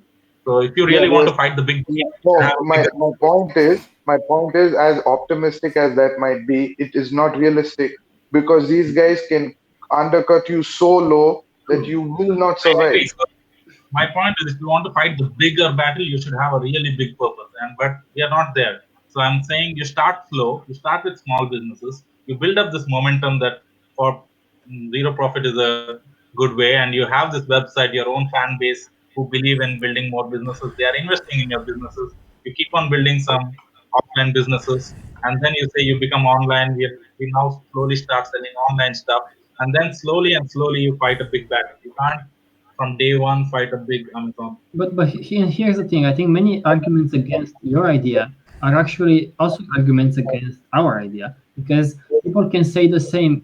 They can say, okay, how are you going to create trade-free goods and services when there are these big giants who will not want to do that, who will like incentivize people to buy more shit, and then eventually you'll end up in like small pockets here and there that will provide some trade-free goods and services, and we will go nowhere. So I think in this regards, I think we are on the same end of the battle. What I will say I find different is that if you go to this our focus is always on the problem. When I'm saying trade free, let's create the trade free goods and services. I'm just saying that's just an idea that I had. Maybe that's not an idea. Maybe it's more important education. But I don't know. I want to make people aware that this society that is based on trades is fucks things up, and I want education to for people to understand that and to make some trade free goods and services to showcase how they can be done. It's more like an example of like a proof of concept in a way. So, but I feel like if you go into this, it's more like pure kind of idea, or like, okay, no trades, I don't give a fuck. We help people. We don't ask anything from that. I don't give a fuck. Might be more, maybe better in terms of education, in terms of inspiring people to do something and to take more action, rather than maybe making it more like mixing it with the business world and say it's zero profit margin, it's our business this, our business that. Our profits are not at zero, but we still put a price, we still engage into businesses. That could be more of a tricky way to inspire people and to push this kind of like message that the society is fucked up. Because I think we face the same kind of problems in the end. Of course, I don't know how can we fucking make like more trade-free goods and services? How can we make a trade-free bakery? I don't fucking know. I don't know. Honestly, I don't know. Maybe it's through government. Maybe the government will make less trade-free goods and services, like healthcare, for example. But even those are trade-based in many regards. So for me, it's more about the education. That's what I'm trying to say here.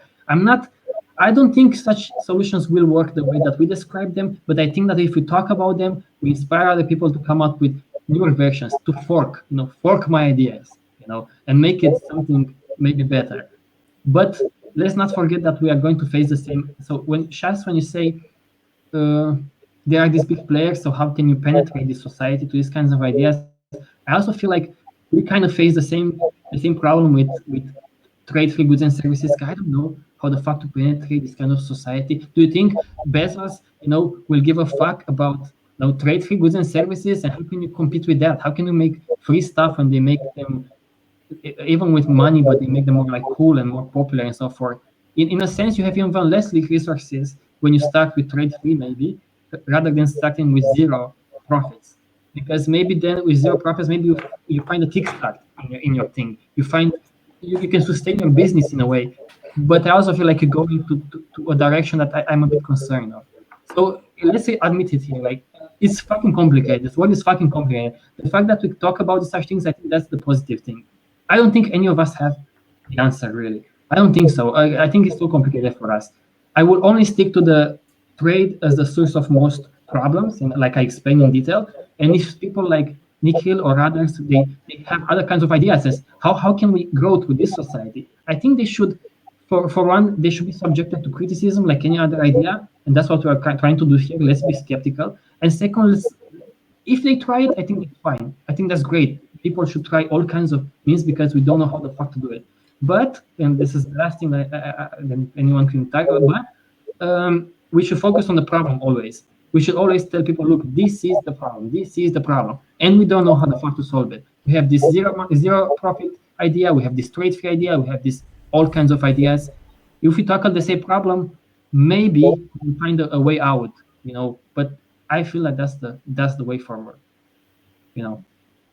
I mean, from my perspective, I think when you operate within the system that's broken, you're subject to those rules and you can't escape it.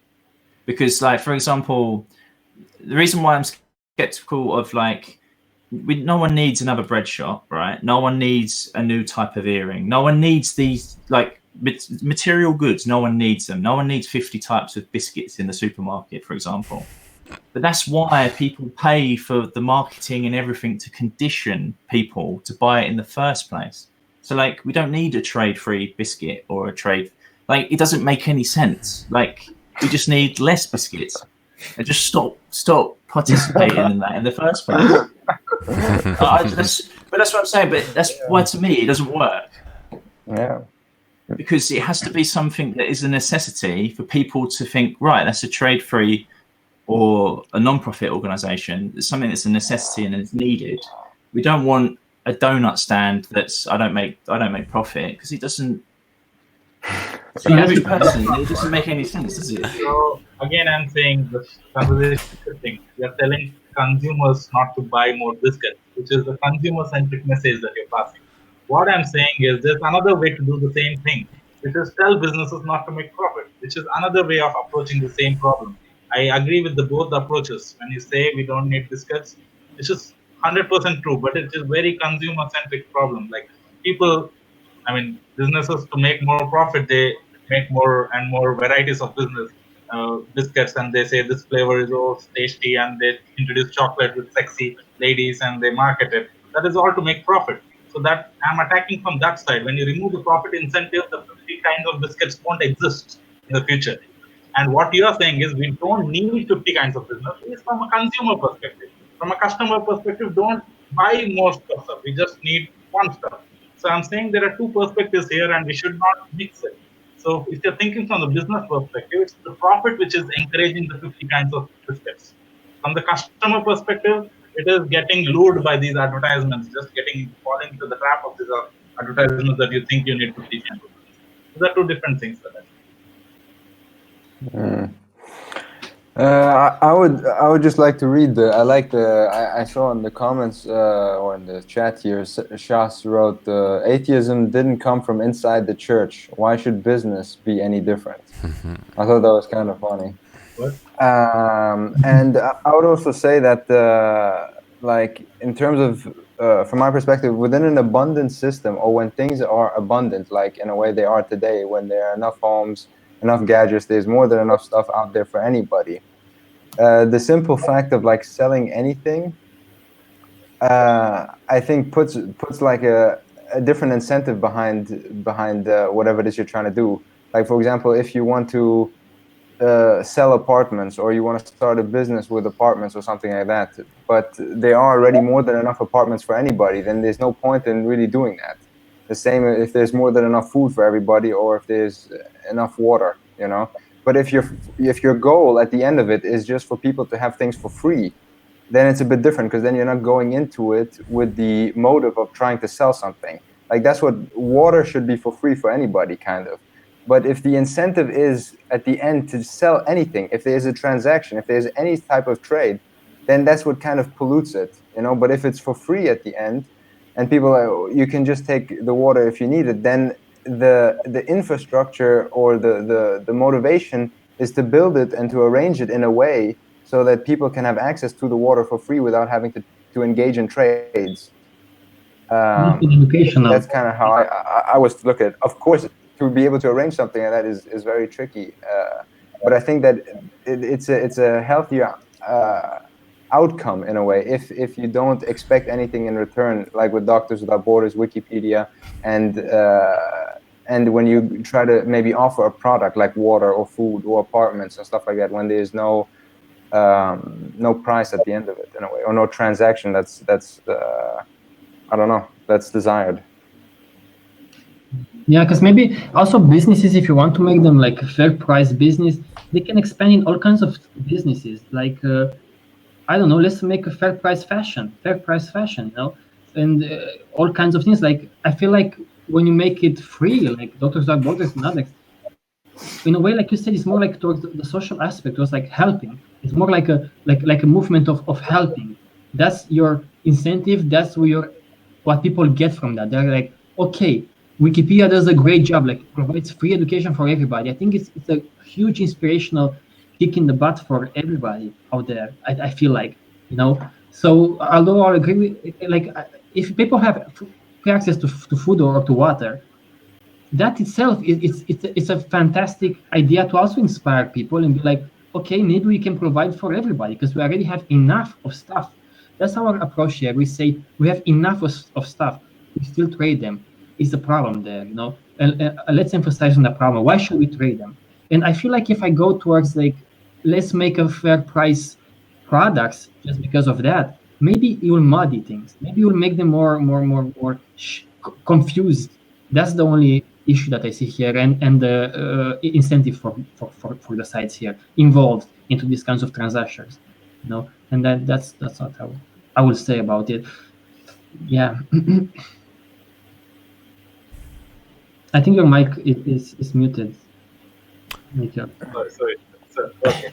So if you want it trade free, maybe in a zero profit business that I talk about, you are maybe a volunteer. You just help produce some food. Maybe you can choose to be trade free in such a company, right? By not asking for a salary. And if everyone chooses to be trade free in such a company, from every worker is trade free in such a company which produces whatever it is. Bread is sounding like a bad example right now to some people. So maybe whatever you produce, some basic food or water, let's say water, and you're involved and you're working trade free without accepting salary, your product becomes trade free. So I see trade free is nothing but an extension on how low can you go, because the whole point of a zero profit company is to bring the prices down, that you don't take anything for yourself. So if a person says I don't need anything, then he's living a trade free life, and then he's not accepting anything, then the whole product, the price becomes free. The product, the business becomes free for everyone to take. But I'm saying in the practical, if you want to live in the practical limits, maybe you should take something just to survive yourself. And maybe if you're an owner of the business, you can set an example to all your employees by not taking money at all, or by just taking the minimum wage. And then everyone recognizes what is happening with the CEO or with the board owner of the company. He's not even taking money and stuff like this. You set an example, and then this may be a path towards trade free, I'm saying. Maybe you can try different approaches, like I said. Maybe there are aspects in this society where it could be easier to kickstart in this kind of fashion. Yeah. Like you're explaining. I have to admit it's complicated, Maybe you can make a non-for-profit with an incentive to become a trade-free service. That's right. That's what I was thinking, because if you go down your zero profit route, not for-profit, zero profit, and your goal is to give the consumers the fairest price, then you will find that what's most fair is what is trade free. What's fair is? What is most fair is something that doesn't require any sort of transaction. Eventually you will get there. I mean, if you keep asking what is fair, if you keep looking into it, not just asking, looking into it, you will start finding out that the more things are trade free, the more fair they are. They have to be. To be trade free, they have to be fair. Maybe it could be a way to lead into trade free. Yeah, he's right. I mean, that's what's best about Nikhil's idea, is that it's a very immediate first step.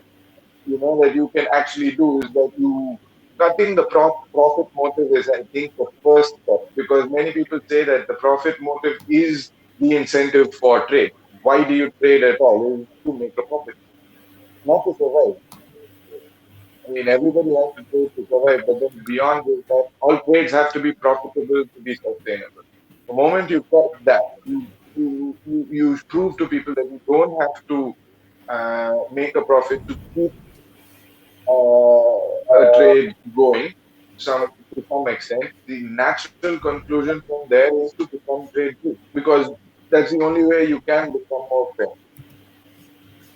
I've been told before many times, like, oh, this idealistic ideas, and like, come on, man, be realistic, and with this, like, making like trade free or this completely free stuff, goods and services, they're crazy ideas. And in a sense, I understand when people are like, that's a bit crazy.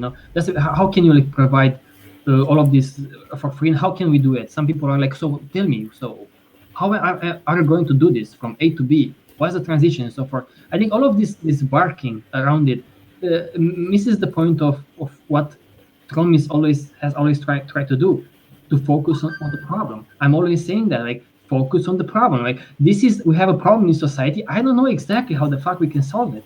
I think it's extremely fucking tricky. I don't know. But if people understand that our structural society produces these polluting kind of behaviors, you tell me what solutions you have to that. But first, you have to understand what the fucking problem is. Because if you don't do that, then we are going to talk about all kinds of solutions and no one will know what's the problem. So in that regard, I'm saying, I think we look at see if we are extremely unrealistic when we propose, let's make zero like profit businesses, and like then others will say, and I would say the same, will say, well, but Amazon and Google and won't let you. Like, this world is already fucking, like, the game is played. The rules are set, the players are there in the top. You're not going to fucking destroy that tool inside. Okay. So when we say all of these things, then we seem unrealistic. I hope people don't forget that, at least for me and for Trom, I talk about the problem. I want for people to get educated about the problem. I don't think we make this TROMjaro operating system. I don't fucking think that it's going to overtake Windows, not in a fucking million years. No way. Like, only a few people will use it, But at least I will try to like push an idea through it. That's what I'm trying to do, not to replace a service. Like Dave said, like, I don't want to create a new type of biscuit here. Okay, I'm trying to create a biscuit and to promote an idea through the biscuit. That's kind of what I'm trying to do, So yeah, let's not forget about the problem here, because let's not also think about the fact that we don't know. Okay, we don't fucking know. Let's see 100 years from, like 400 years from now. I think no one will be right, maybe, in how the fucking world will end up being. So, but at least I'm sure about one single thing. Like, I'm extremely sure that this society is based on trade. If I can strip it down to something, and this creates the most of problems that we have. That's what I'm the most sure about. That's it. 2 points I would like to say. So you agree with this idea that we start a zero profit business? Okay, you start something or I start something. Whatever we start is to push an idea. You agree with that, right? So now you're saying TROMjaro, I downloaded it, I installed it, and I tried it. So maybe a very small number of people will use it and they get some idea. But I'm saying, by starting a zero profit business, maybe you can affect a larger number of people, because the products are so low priced that people will buy it, and the message will enter their houses. And the message is kind of same as just now, who is that said it? I don't know, Shah said it, that trade free. We do trade to get profit. So basically, we are doing the same message. When I say zero profit, I'm actually kind of eliminating, saying that trade is not required, because you do trade to get profit. So either you say don't do trade or don't make a profit, which is kind of one and the same thing, for me at least.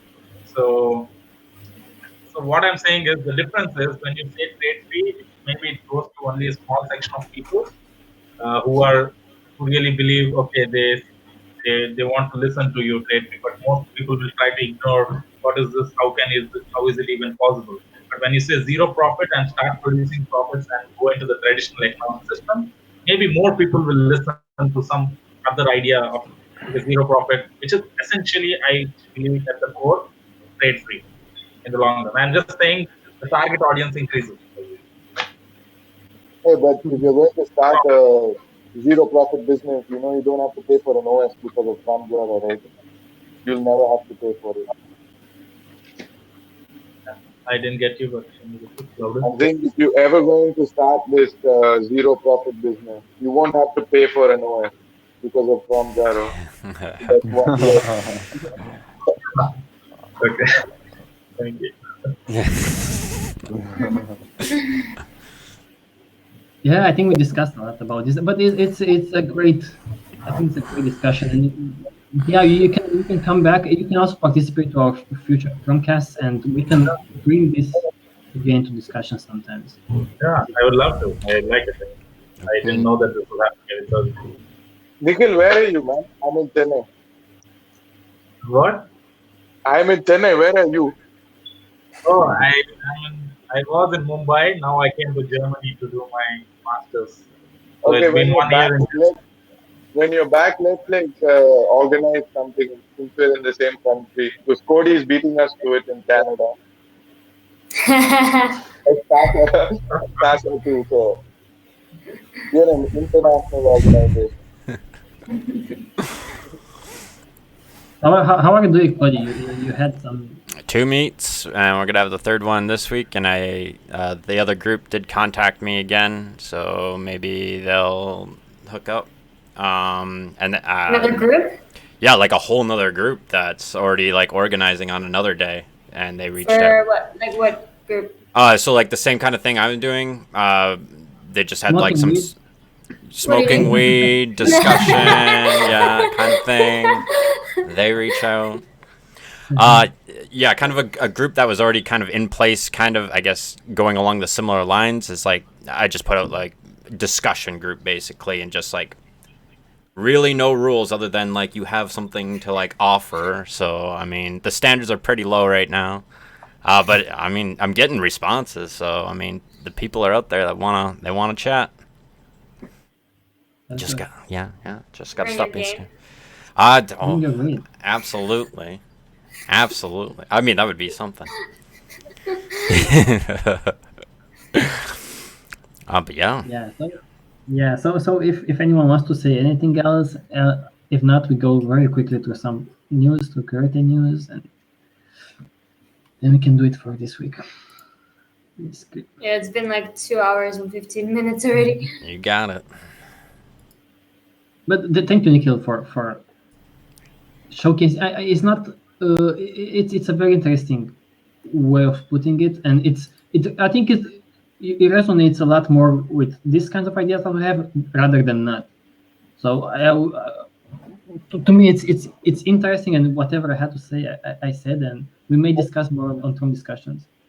Yeah, sure. Because I think the real transition phase on how this becomes trade free, I think I wrote a lot of things about it, but I would love to discuss that some other time on how this exactly would shift into a moneyless system. And I had some ideas on it. Let's discuss later. But it was really nice to exchange ideas and actually have such a long discussion on this, because usually I don't find people really interested in this stuff. But I write a lot of stuff and do it. But yeah, thank you. Yeah, if you find what you wrote before, send it to the chat too. I'd love to read it. Yeah, thanks a lot. Discuss some more. Yeah. And thanks for joining. You came across TVP and stuff like that, and then you came across to TROM, and you made your own ideas about like. If you can quickly how did you come up with such things? This idea? Yeah, but quickly if you can. No, I don't remember actually. It was 5 years ago. I started thinking of different problems. I have some startups in the education space. Then I thought maybe we can do something in the farming, because a lot of Indian farmers were doing suicides with the farming. And then I thought, where does the problem lie? And then slowly I got these things that it is with the profit-making mechanism, a lot of slavery, so many problems, but I don't know where to start some business or how to tackle this. And then finally I boiled down to this thing. And I think some meditation techniques also helped me understand that maybe the economic system has to meditate to become free of. It definitely needs to chill out, though. Cody knows about that. I'm the master. I mean, they just gotta ask me. I got some ideas, man.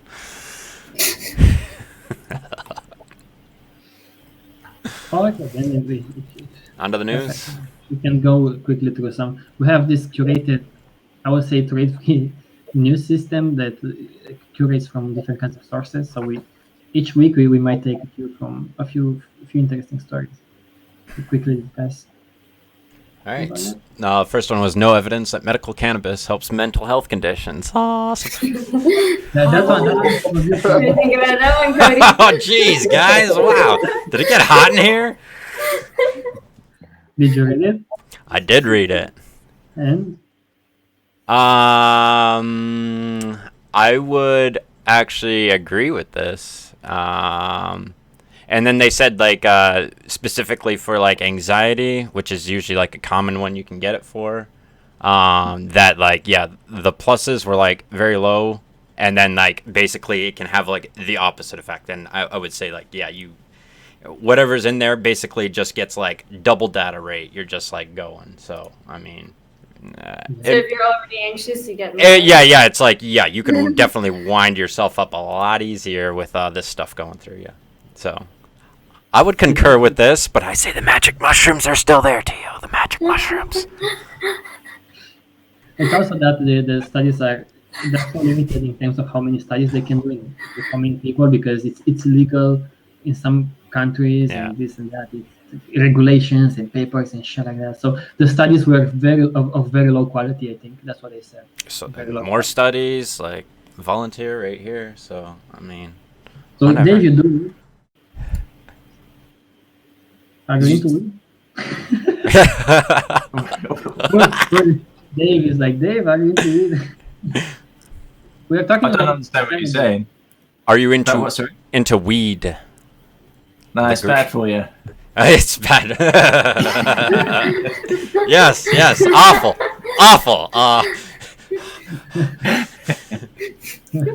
Because if you have mental problems, it won't help you. Supposedly. That's what NHS says. So from UK, so you have to trust it. That's true. Facts, straight up facts. What else do we have? Okay, come on. OpenLoad and StreamMango shut down by Anti-Piracy Alliance. Yeah, these were big ones. You know about them, huh? Actually, I have not. I've heard of OpenLoad, but yeah. It was massive, and people rely on such services. That's the idea here. It was so massive that it got more views than I think Netflix and Hulu combined or something. Hulu and HBO. And HBO. Yeah, they got a shit ton of views, and people use those to upload like all kinds of content.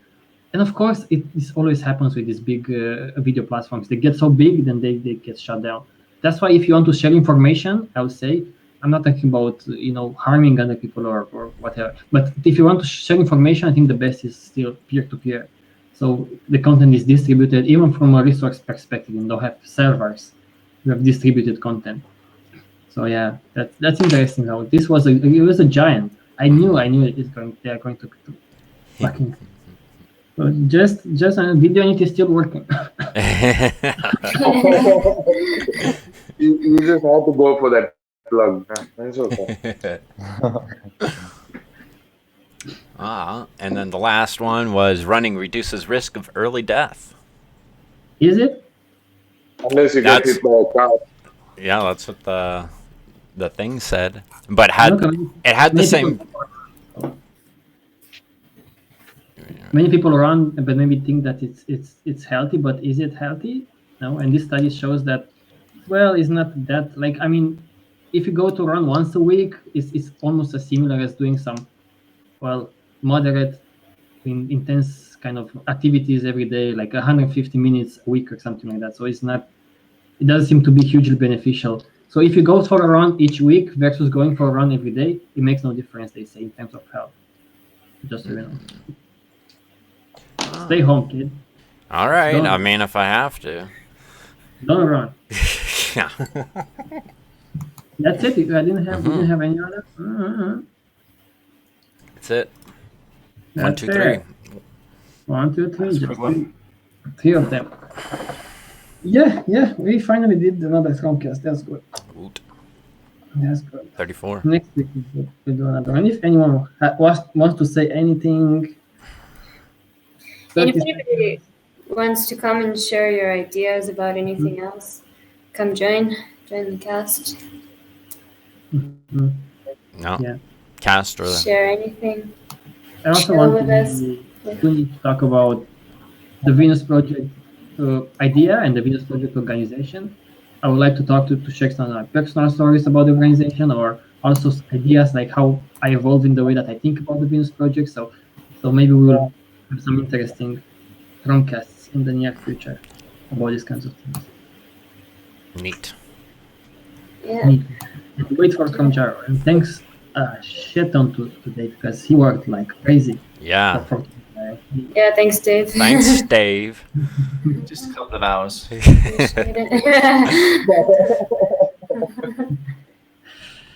Tio is always going on about how you're such a great cunt.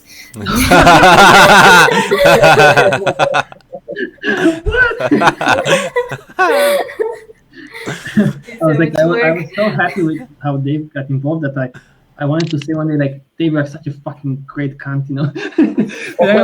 That's A plus. Brilliant thing, or it's like Sasha said that maybe it's okay to say it. Like, for me, it was like, oh, such a great guy. Oh, Sasha. Don't tell everything that What the fuck are you doing? But tell them about your dream. Oh no. About Bezos. No, I just dreamed today with I was like we're meeting Bezos and I was like, Bezos, my friend, what are you doing? Your like, can we do your kind of things like without profit and whatever trade thing? I was like questioning Bezos and I'm like, I don't think so. Blah blah blah. I can only tell you guys that he's not very happy about such ideas. So that's next time, Sasha, don't like. What else can I say about you? Okay. Okay, guys. All set? Let's put an end to this. Okay, putting it out of its misery. Okay. Bye, everyone. No. See ya. See you later. Ciao. Now.